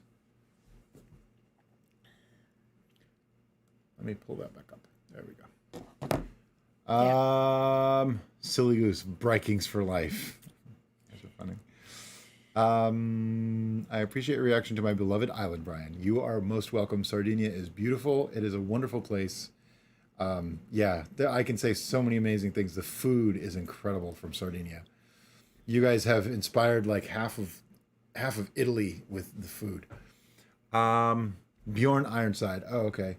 The Honning Brew thing. We have that book. I've looked at those recipes. Have the book. I don't like them. He doesn't. They're not good recipes. And so he has this like mental block because he doesn't like the recipes. He just doesn't want to do anything. Where I'm like, take that as a starting point and transfer it into the City Steading ethos and make a better recipe for the same thing. All right, we can work on that.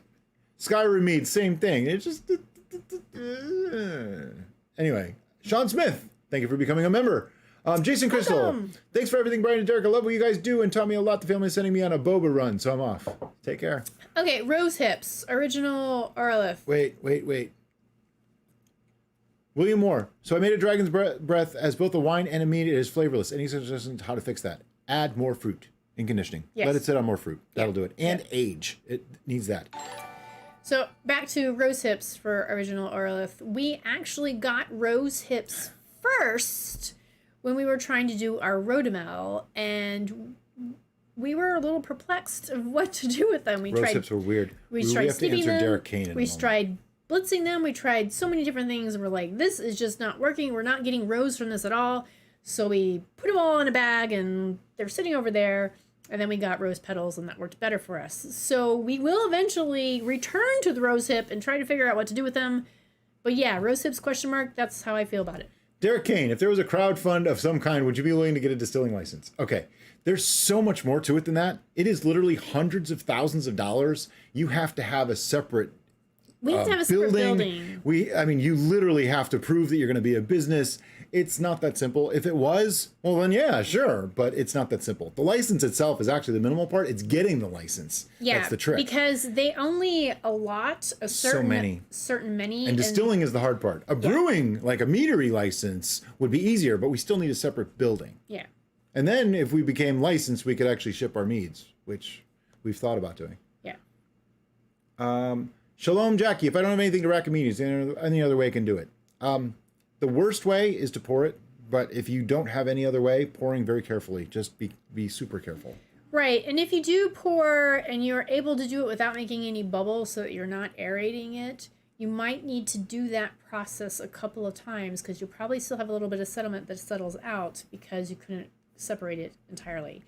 But that said, if you're okay with a little bit of sediment in the bottom of your bottle, don't really worry about it so much. Daisy Ball. Every brew of mine my sister tastes, she says, has a moldy flavor. No one else tastes it, and lots of our friends say they like it. We are super careful about using sanitizer. Could there be a problem?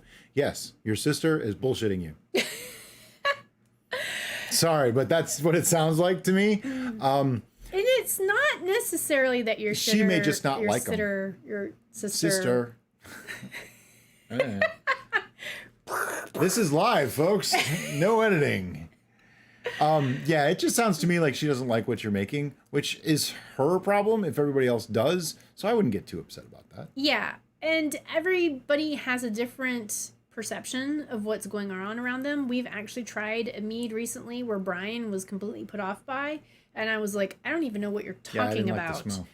And so the smell. Oh. It was it was so that might be the situation with your sister, is that she's fixated on something that exists for her, but for her alone. What does mold taste like anyway?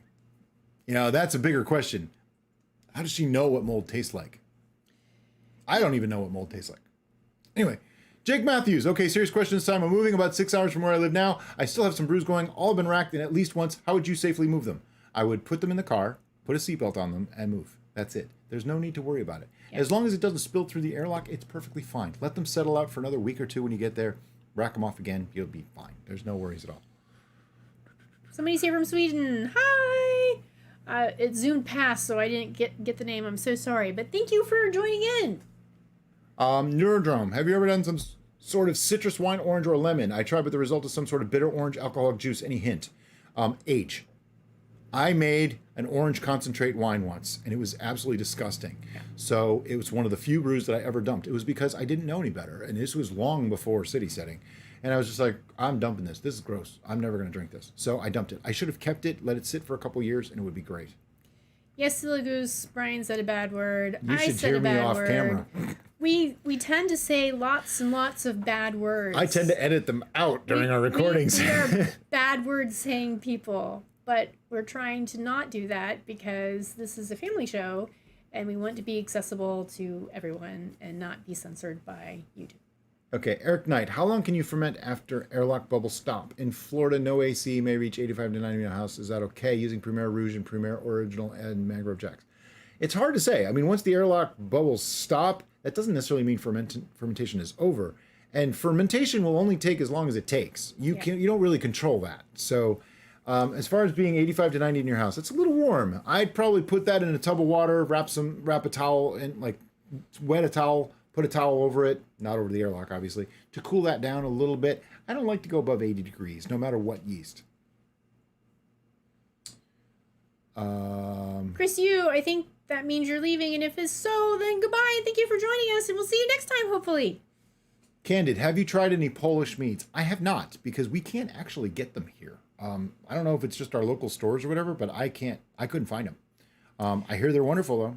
I heard they're wonderful. I heard they're higher ABV. Is that what they say about the Polish They have different types. They have like 3 different kinds. Some of them are like medium. Some of them are higher. But even the super high ones are only like 15 or 17%. But if the travel limitations ever get lifted and we are able to go to Poland, I would love to go to Poland. I would eat my way through Poland.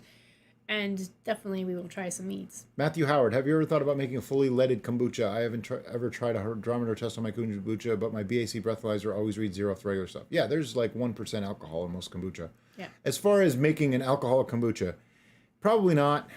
We tried kombucha. We like it. The problem is too much sugar for me, so I can't really do it.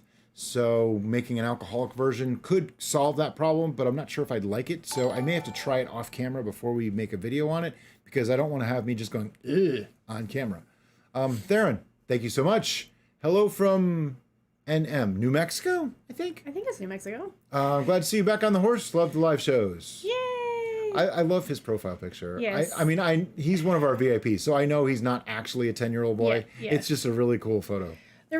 The real reason I will give you why he likes the picture so much is that it looks like pretty much anybody he's related to. Yeah. It looks like my grandfather when he was that age. Yes. It really does. All of the children, all the male children in Brian's family all look like that. Yeah. So. Okay. Silly Goose, have you guys ever heard of Instant Pot wine? Yes, I have, and it's a stupid idea. There is absolutely no reason to heat your wine when you're making it. It's stupid. It's not a good idea. You can quote me, you can cut this out, you can make a meme of it, I don't care. That video that's on YouTube, they did it for shock value. That's it. They did it just because Instant Pot is in the name. And that's congratulations to them because it worked. So yay for them. Yeah, and we get some views off of it too. And I want to make a video that says you don't need to use a stinking Instant Pot to make wine. As a matter of fact, it's a stupid way to make wine. The reason it's bad, let me explain. I'm not just being pedantic here. It's true.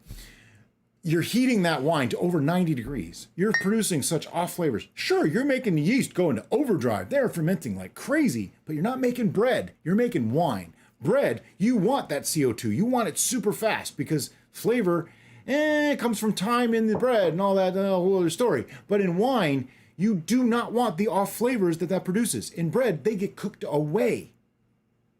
In wine, they don't. They're stuck in your wine. So you can ruin it in the first 24 hours by heating it to 100 degrees. It's a stupid idea. See, and that's the problem with live shows. We can't edit this and have the little blurb come up saying, Brian feels the need to rant. Yeah, well, that was a rant. So there. Exactly, Kenny. Kenny needs to have the Brian feels the need to rant thing. Oh, Kenny, that was holding back. You have no idea. There's so many more things I want to say about that video.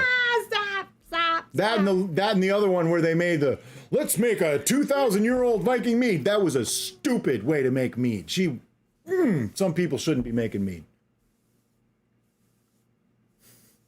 All right, I'm good.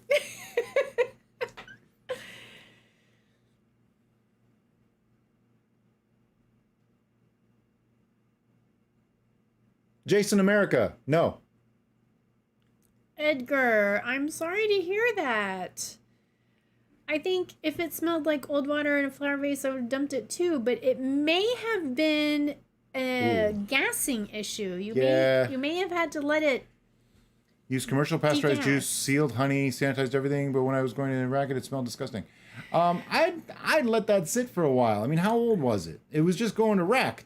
Yeah, It's possible you had an infection, but if you had no visual to show you that you had an infection, it was probably just the gas coming out, which smells like farts. I mean, I'm sorry, but that's what it does smell like, and that's just a natural part of the process, because when the yeasts are fermenting the sugars, they are releasing these gases, and these gases are unpleasant.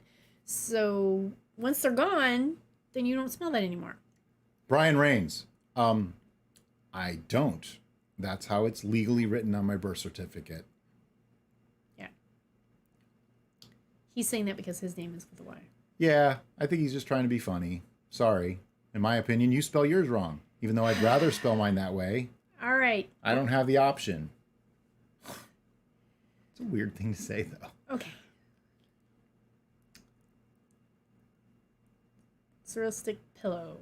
Don't add DAP. It's not going to do anything.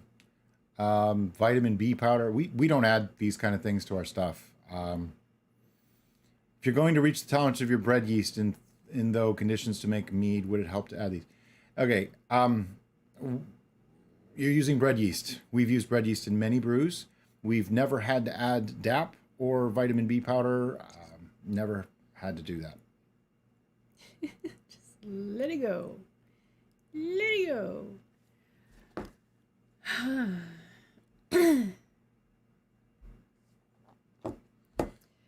All right, so now is the time to remind everybody that there is a 200 character limit to your chats, whether it be your question to us or our response to you from our admins. Our admins are awesome. Any answers that our admins give are basically just the same as if we were giving the answers straight to you. And do show some respect and some decorum in the chat. If you are too obnoxious, we will boot you out of here. Yeah, sorry. This is a family show, and we also want everybody to have a good time. So, taunting us, not really the coolest thing to do. The best place to get yeast, Crow, is wherever you can get it. If you have a local brew store that has a good selection and you know it's fresh and they turn it over quickly, go there. If not, We've had really good luck from Amazon. Yeah. Okay, that's to be honestly honest, where we get probably most of it. All of our yeast comes from Amazon. Grinning is winning. Welcome. Thank you for becoming a member. That's kind of a really cool name too, by the way. Somebody disliked the stream.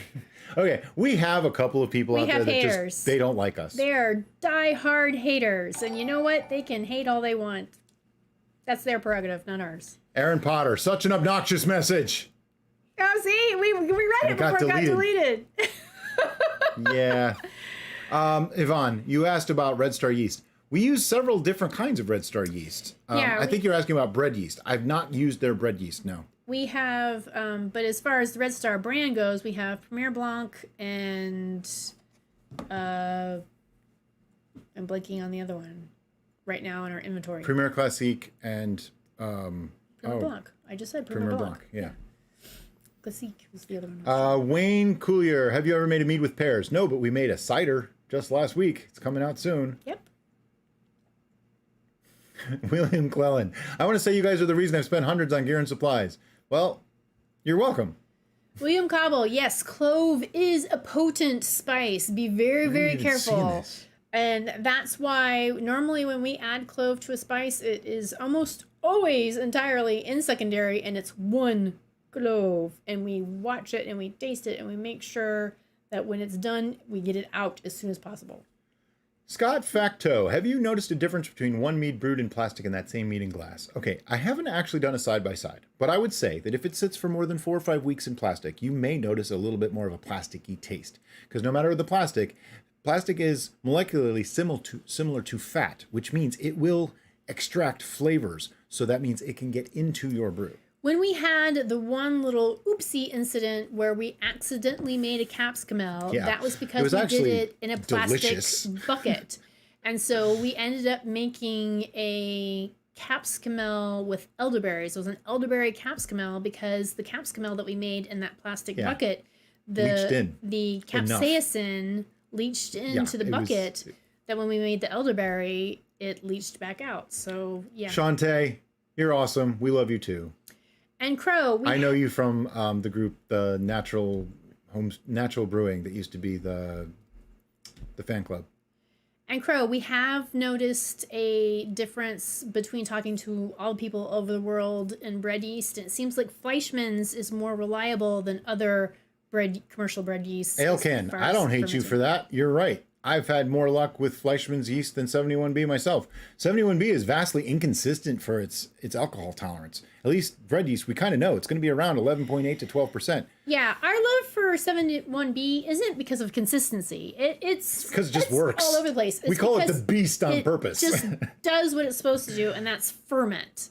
So that's why we have our love for 71B, not because of consistency. Surrealistic Pillow. I know you're against additives, but just wondered if the wort of mead needs a bit of nitrogen. Maybe we can add some boiled dried yeast then. Fan and watching for 10 months. So informative content. Thank you.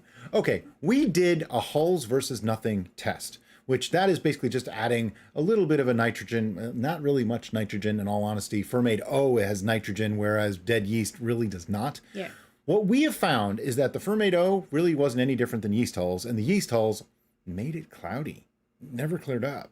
Whereas no yeast hulls, they clear up. We haven't noticed a significant difference in length of time for the brew to be done, aging, anything like that. No significant difference. So the idea of those things, I don't really think they're all that significant for what they do. What we do, though, is most times there's something else being added. Like even this one, the blueberry hydromel, we added a little bit of dried thyme. That was enough to give it just a touch of nitrogen.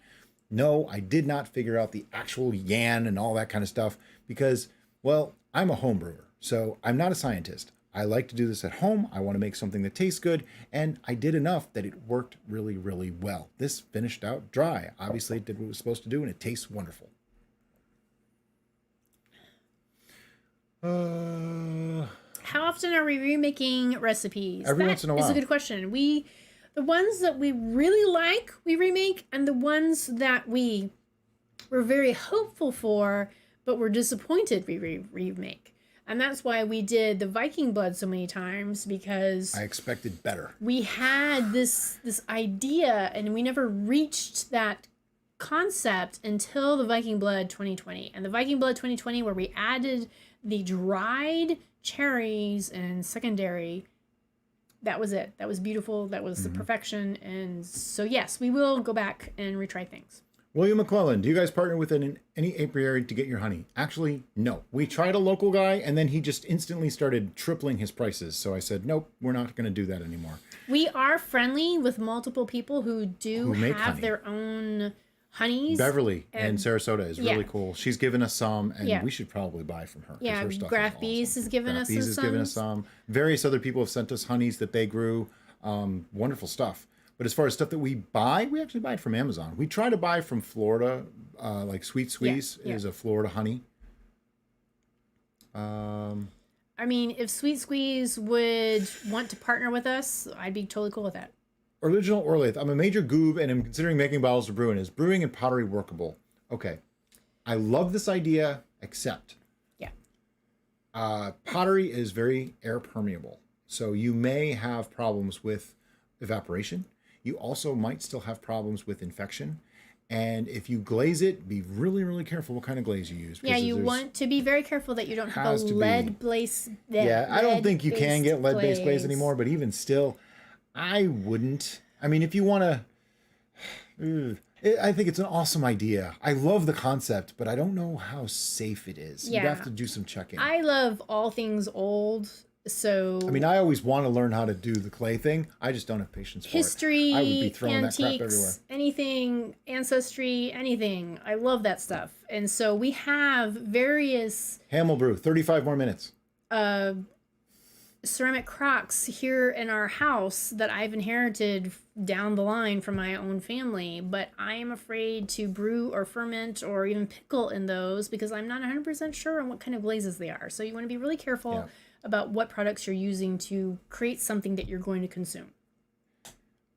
Emily Conley, Paul, or Adam, can you help her out? She needs some assistance with a bunch of questions there that are more than I can really get to here. These are going fast. Edgar Finesca, do you think I can replace the cocoa hulls you used in one of your vids with cocoa beans? I can't find the hulls. You can. I would crack them a little bit. It's not going to be exactly the same. It might be better. Another thing that you might want to do, and that's one of the things that we want to do, is make a cocoa extract. So try whatever cocoa base you can get and try to extract the cocoa flavor using a neutral spirit such as vodka or whatever you have available to you, and see if you can get enough of that cocoa flavor and that extract and then add that to your brew. That might make you get the end product that you're looking for without trying to put those beans or hulls or whatever you have available to you directly into the brew.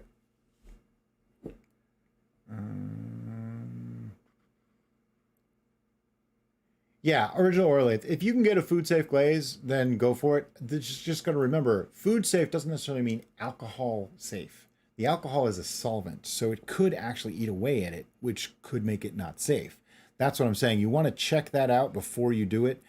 Food safe means for food storage of normal foods, not necessarily of alcohol. Alcohol is a different animal. You are Brian Sensei now. What is this? You were Brian Sensei before, weren't you? Who said this? Elkan. I still use it all the time because I'm Brian's fan. I do what Brian Sensei says. I used to actually be a sensei. I taught martial arts for many years when I was a teenager. Bees, yes, Crow. We all want bees. I am afraid of bees. It's the only thing I'm afraid of is flying And I don't want to be things. outside and have bees flying around my face all the time. Our But backyard's big, but it's not that big. we need bees. I love bees. I want to save all the bees. I'll do Tiny 789. Thank you very much. That's very sweet of you to say that. Appreciate it. Yay. By the way, people have been asking how much longer it's going to go. 35 more minutes or so. Yep.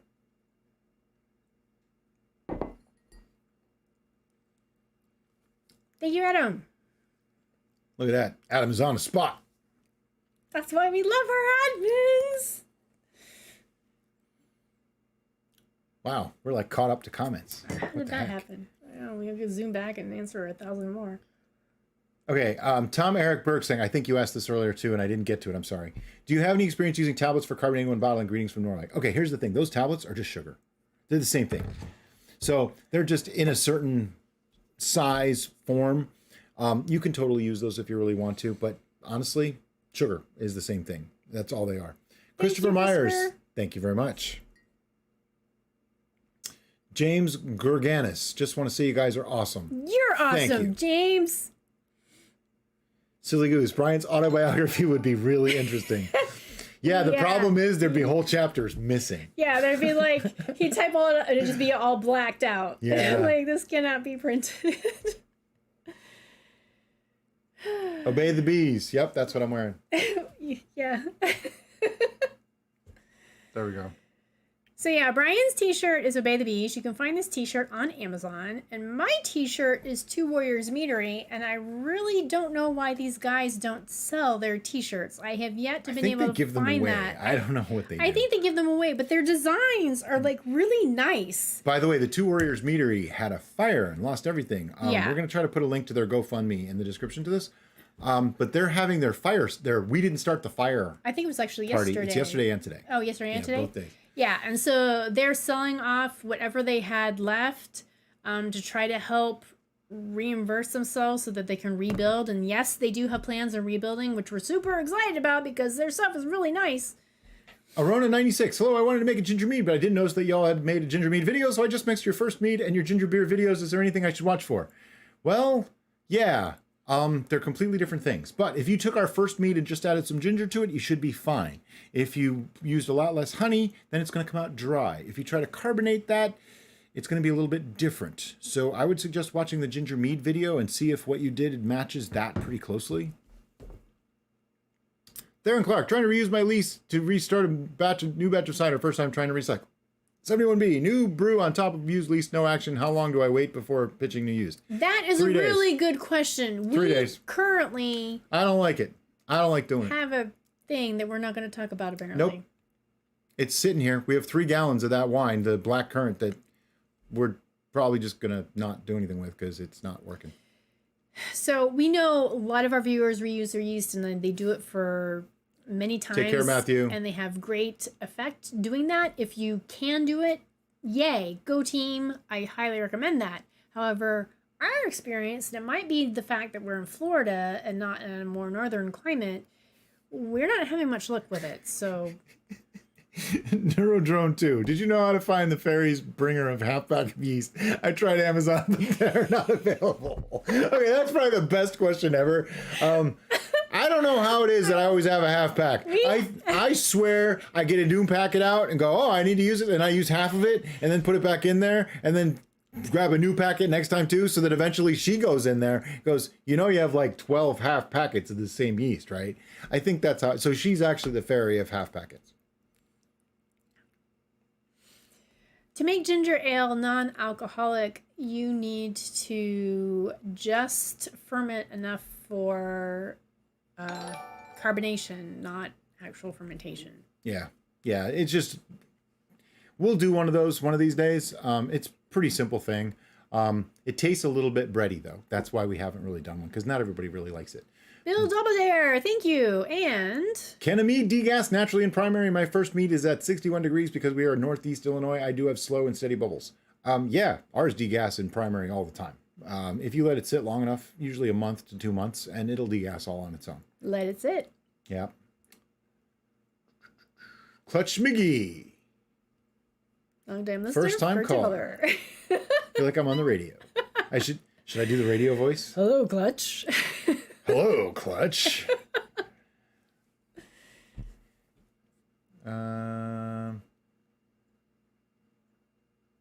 Jacksonville, you're that way.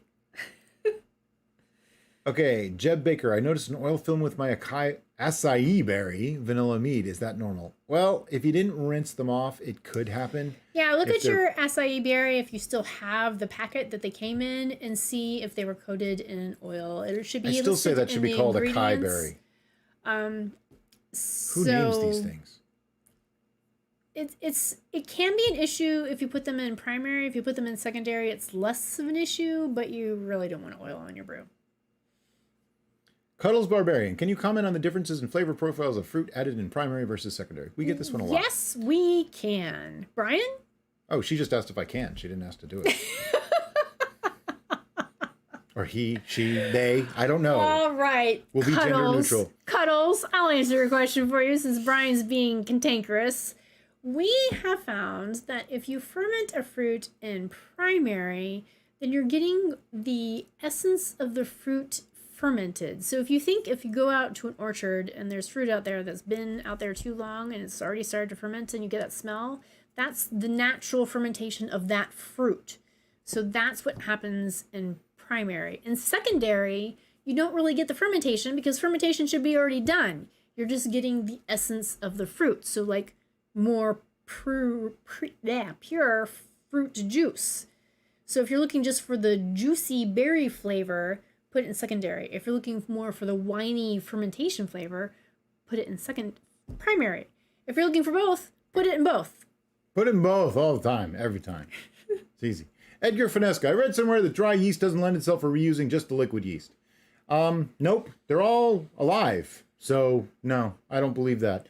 There could be something to it that's beyond what we're talking about here, but no. I know a lot of people that do it with like instant bread yeast. They've gotten it reused. So yeah, I'm not so sure that that's a fact so much as maybe one person's opinion. So Adam posted the GoFundMe for Two Warriors. So Awesome. If you're interested in supporting Two Warriors that are based in Louisiana, help them out, and so that way we can get them back on their feet quickly as possible so we can get some more yummy meads.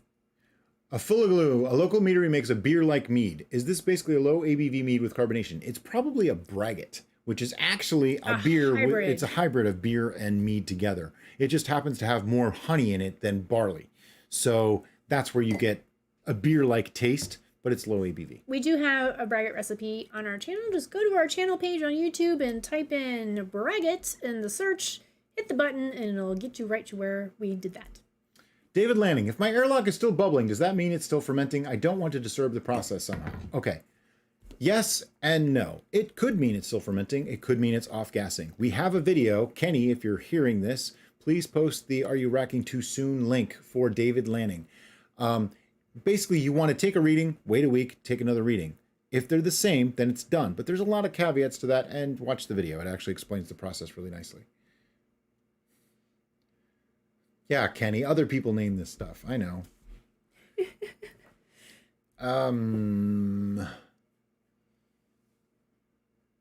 Silver Lining, you guys are awesome. Have you ever made maple wine? No, we have not. But I think I want to. We just need to get good maple syrup. Again, we have to go to Nudge, Canada. nudge, Kenny. Kenny. James Bezos, malolactic fermentation. What about it? It's a thing. It exists. It's real. Malolactic fermentation. That, in our purview, is more important in the apple fermentation. Well, you have to have malic acid or else you're not going to get rather malolactic than fermentation. in general. So we let apple things age and it kind of just happens on its own. We don't have to worry about it. Silly Goose, we actually answered this question way earlier in this, and there's really either one. Any of them are fine. There's no better. It's just preference and what you have on hand or what you can get. Kilroy was here. Yes, you have been watching us since less than 1,000 subs. I know. Love your videos. Love making your recipes. That's awesome.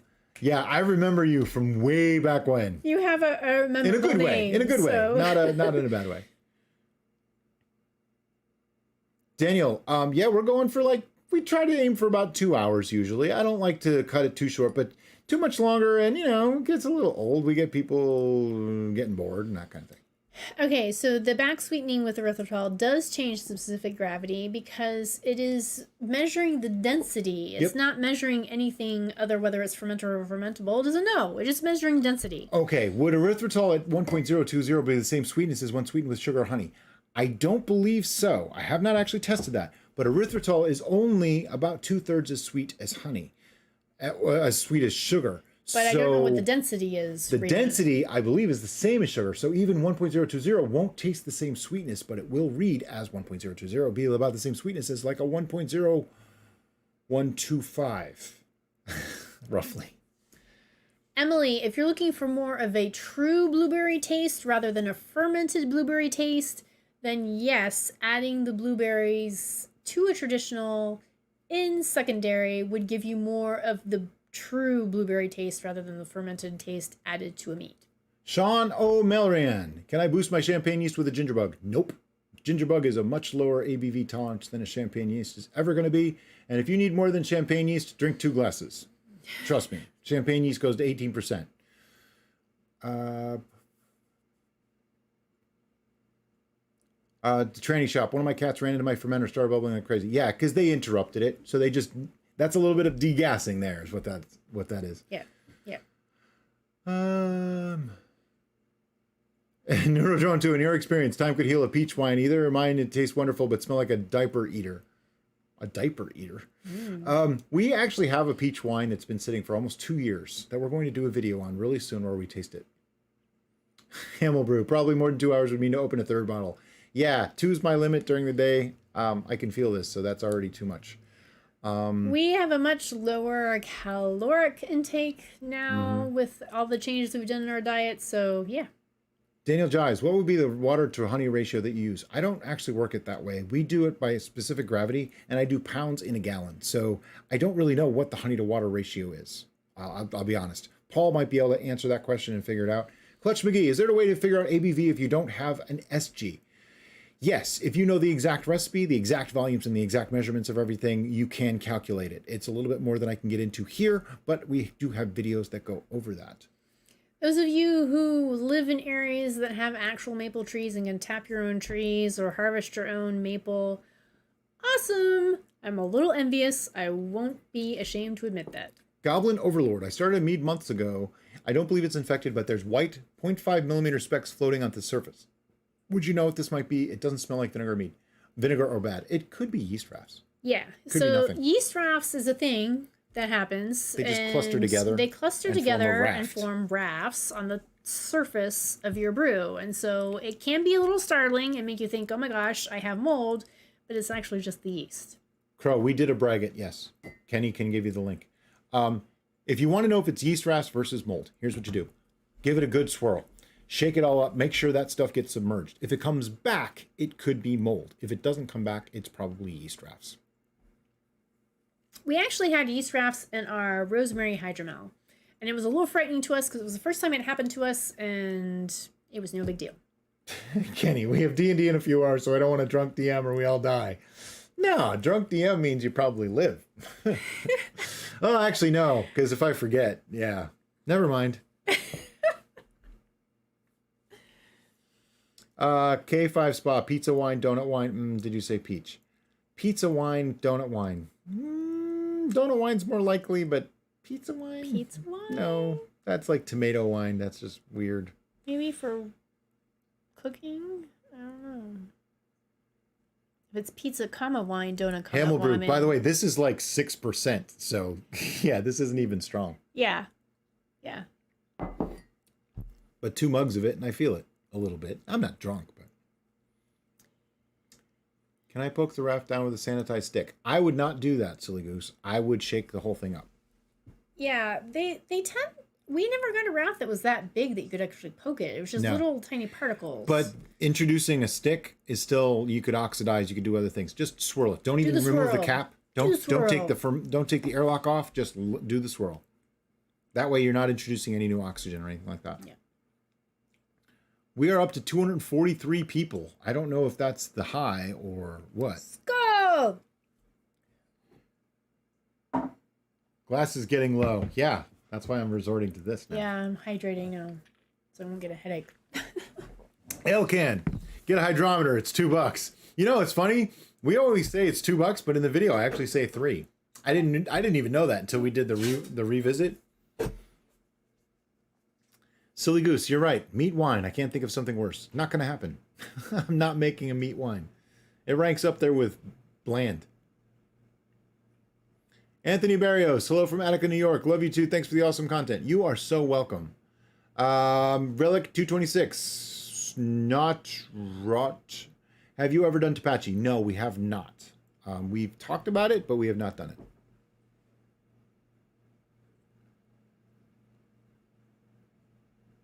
Boris Blade 004, you are very welcome.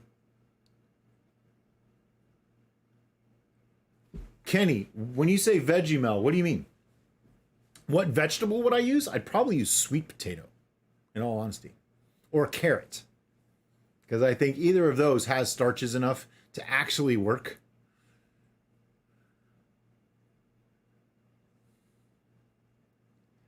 Derek Kane. Yes, I have heard of that, and I've heard that it works. I've never really had much of a problem with too much sulfur once we let things age out and degas, so I've never done it. It takes specific knowledge to do it right, because just sticking it in there, copper is actually toxic, so you want to be careful doing it. You want to know what you're doing.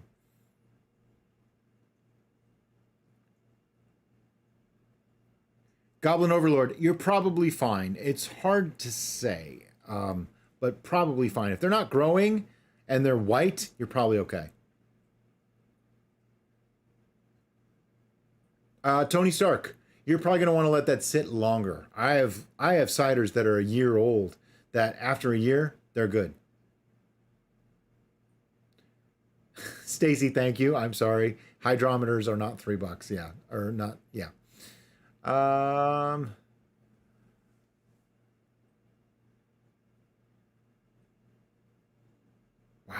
Comments are just flying by. Crow, I'm going to be doing a video on that. I actually know how to do it. We do it all the time. I'll be making videos on that, but that's the other channel.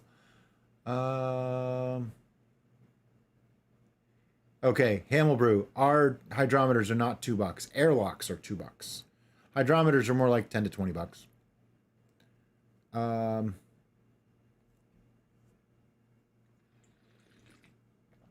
Yeah, Theron, spamming just means doing too much of one thing.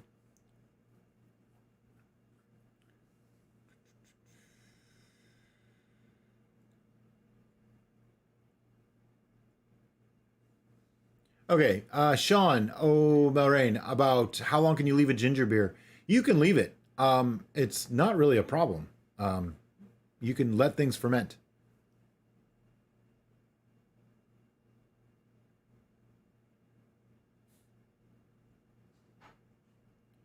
Trotter 2099. I actually like to do both. Sometimes I age in the fermenter, sometimes we do it in bottles. It really depends on how quickly we need to get a video out sometimes.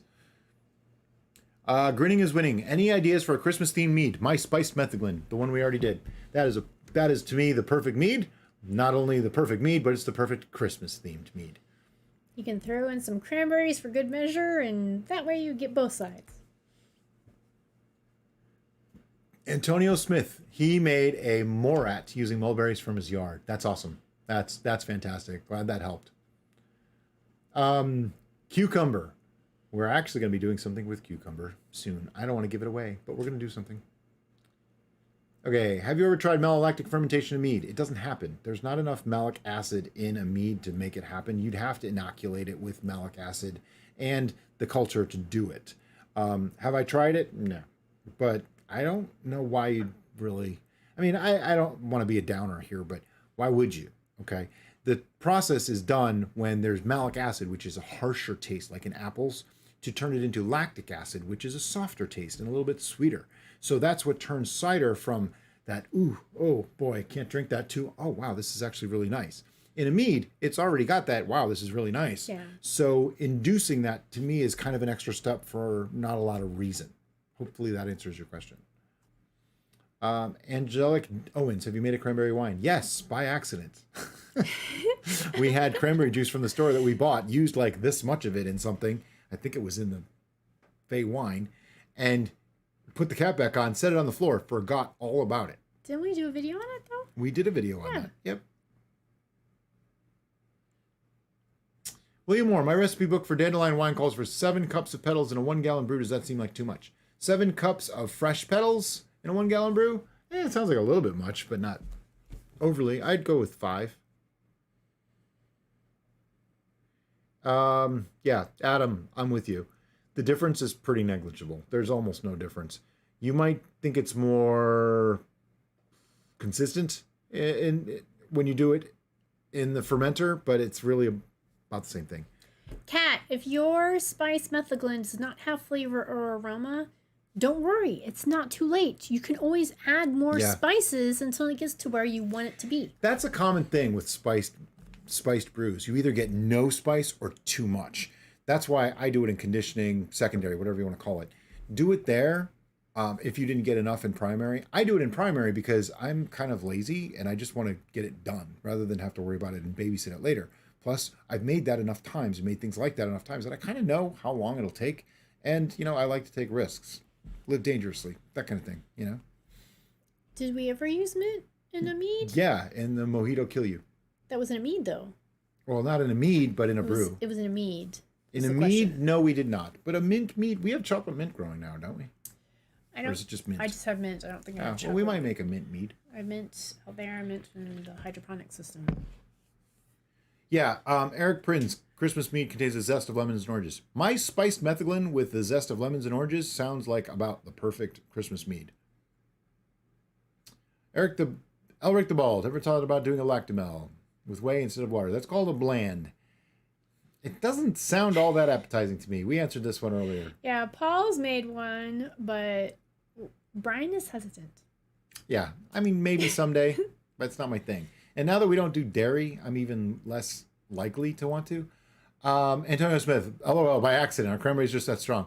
No, they're not, actually. They're an antibiotic. Yeah, cranberries are actually supposed to be really difficult to ferment. Ours for just some reason, spontaneously fermented. In our particular kitchen, we have had no problem whatsoever fermenting cranberries. So, yeah, Angela Goins, cranberry wine is wonderful. I wish we had more of it. I got to make some. Yeah. Elcan, yeah, I figured. I'm not giving you a hard time. Sorry, I got hydrometer and airlock confused for a minute there. Somebody asked me, Sarah Plunkett, have you thought of a Turkish delight? Oh, you asked me the other day, and I didn't get to it yet. Rose and lemon and on the sweet side. Turkish delight wine. We might. Sounds like something Derica might like. It's not my thing. Yeah, cat, if it stalled, more yeast. I think, did you mention that in the VIP? I think you did.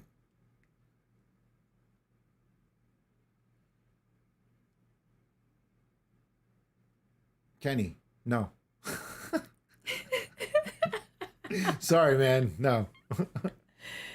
By the way, please nobody think that I'm giving Kenny a hard time. He's like my little brother. Yes, we adore Kenny more than he knows. He's probably going, yeah, that sounds like a bad idea. He already knows as soon as I said no. Pumpkin spice mead. Okay, here is the deal about pumpkin spiced anything. Brian is like, no, we're just not, just no. Every freaking thing in the world is pumpkin stupid spice. I don't like pumpkin stupid spice, so no, I don't want to make pumpkin stupid spice mead. How's that? You got 2 rants for the price of 1. How's that? Oh, okay. So it is 1:50 currently. So we are getting close to that time where we will have to say goodbye. I'm not putting it up yet. I'm just letting you know. I'm warning you, okay? Genie in a Jar 27. Yeah, you can make your own. I mean, a pill bottle with a piece of tubing coming out. Anything that lets the gases out and doesn't let bugs in is an airlock. And it's all good. You can use all those things. Original Orlaith. You probably didn't hear my comment yet. It's coming.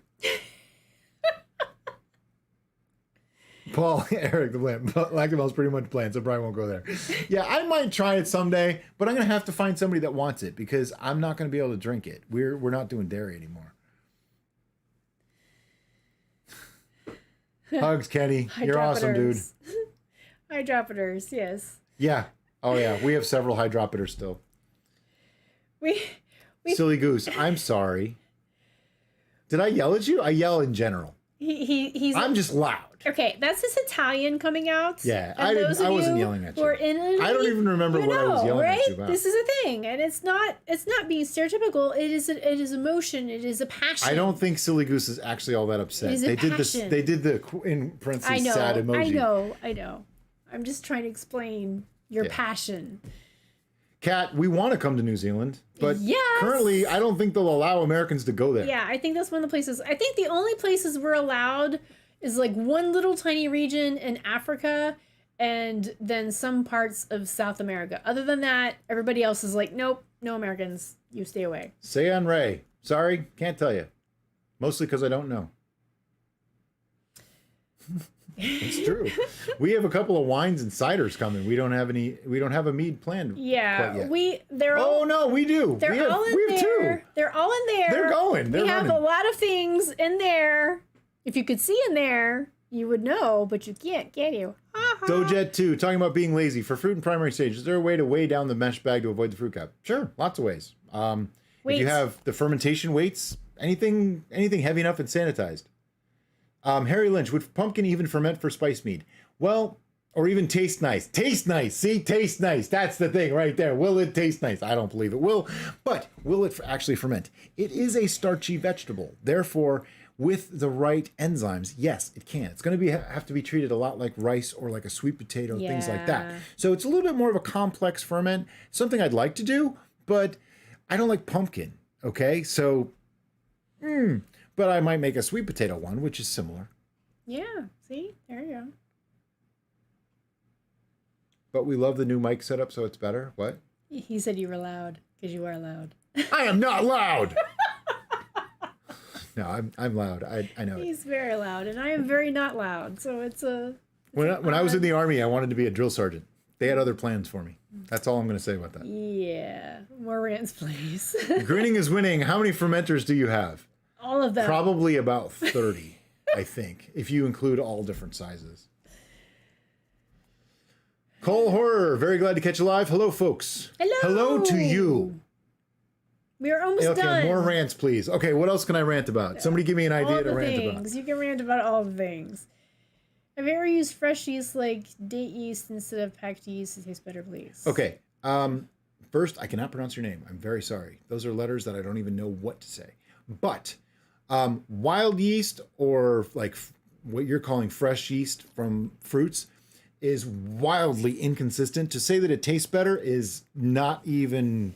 You can't say that because they're so different. Sure, but if you're talking about the difference between commercial versus wild, wet yeast versus dry yeast, then no, we currently haven't fermented with wet yeast. Yeah, I don't bother with the wet stuff. But we have done wild fermentations. All you have to do is go to our YouTube channel and in the search box type in wild fermentation, and you will see all the wild fermentations that we've done. Yeah, we've done several. Sayan Ray, thank you. We appreciate that. Yeah.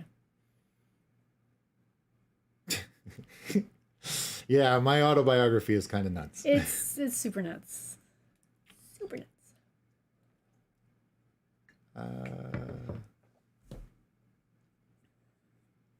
Welcome, Karen and Reese's Adventures. We are almost done, so I'm glad you made it. Oh, it's Osama. Just at the end. It's just using a cool font. Osama. Osama. Okay. Well, now I see it now. Yeah, now I see it. Now I can't unsee it. Before I was like, whoa, I'm not even sure those are letters that I understand. Osama. Okay.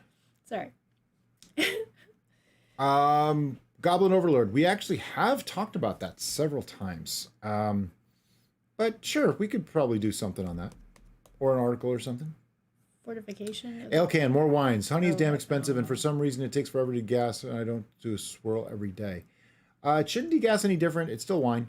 But I agree. Honey is expensive. We have some wines coming. Sorghum is sweetener? Sorghum is not a sweetener. It's a grain. So it's not so much a sweetener as it is an extra fermentable if done properly. Emily Conley, how do you know if you have enough nutrients if it actually ferments? That's the best answer I can give. I mean, there are calculators out there. You can try to figure out the yeast assimilable nitrogen and things like that. In most cases, for home brew, it's just not necessary to go that far. We've had a small percentage of stalled brews, and even those, I probably could have gotten them going again if I really wanted to try.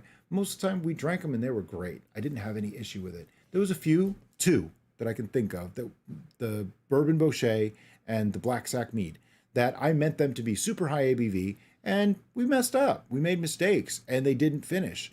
But guess what? Those are super high ABV. If you stick to between 9 and 12, pretty reasonable range, you won't even really have to worry about it at all. Valerie Williams, have you made a sugarcane mead or wine? You can't make a sugarcane mead. You need honey to make mead. But a wine is actually a Kilyu, and we did Mojito Kilyu. We have plans. We have multiple plans. I have multiple plans on continuing the Kilyu route because our friend and admin has made multiple Kilyus, and they all sound incredibly delicious. So I want to replicate those. Plus, I have a few ideas of my own. Cuddles Barbarian, do you have a forum or community group for sharing ideas, troubleshooting, etc.? We have what's called a VIP club, okay, which is a premium membership. You actually pay to be a member. Kenny, if you could throw up the link for that for me. It has a Facebook group, which is a wonderful community. There's about 250 people or so in there right now. And man, they're all supportive of each other. They share their ideas and everybody learns. Derek and I are prevalent there. We're there a lot. All the admins that you're seeing here are in there too. Yeah. So you ask a question, you're getting an answer. Yeah. So it's gonna happen. It's the same people you're seeing here that are there, and they're super supportive. And there's somebody there pretty much 24 hours because we are a across the globe group of people, which is super cool. And I'm so proud to be able to say that. So if you have the means, I highly suggest you join. Silly goose. There's no rant about that. They didn't sanitize 5,000 years ago because they didn't understand. Yeah. So I'd love to rant about it. I can get really loud if you want me to, but I'm not going to actually have anything to say because they just didn't. They didn't understand anything about It's it. like an episode from Ren and Stimpy. It's my turn to say the silly words. Antonio Smith, besides honey, what would be your next best choice of sweetener sugar source health-wise? Now, if you mean fermentation, it doesn't even matter because they all produce alcohol. There's no health difference between honey, sugar, or other things. If it comes to back sweetening to actually make a sweetening flavor, well, then I would probably use erythritol because that way it's not going to affect my health.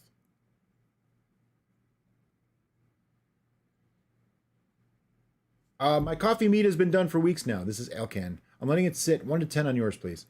I wasn't thrilled with this particular coffee mead. I've made them before and they were better. This one, I would say was like a 6. It was fine. It was drinkable. I did drink it, so it's not horrible. But not my favorite. I've made better ones.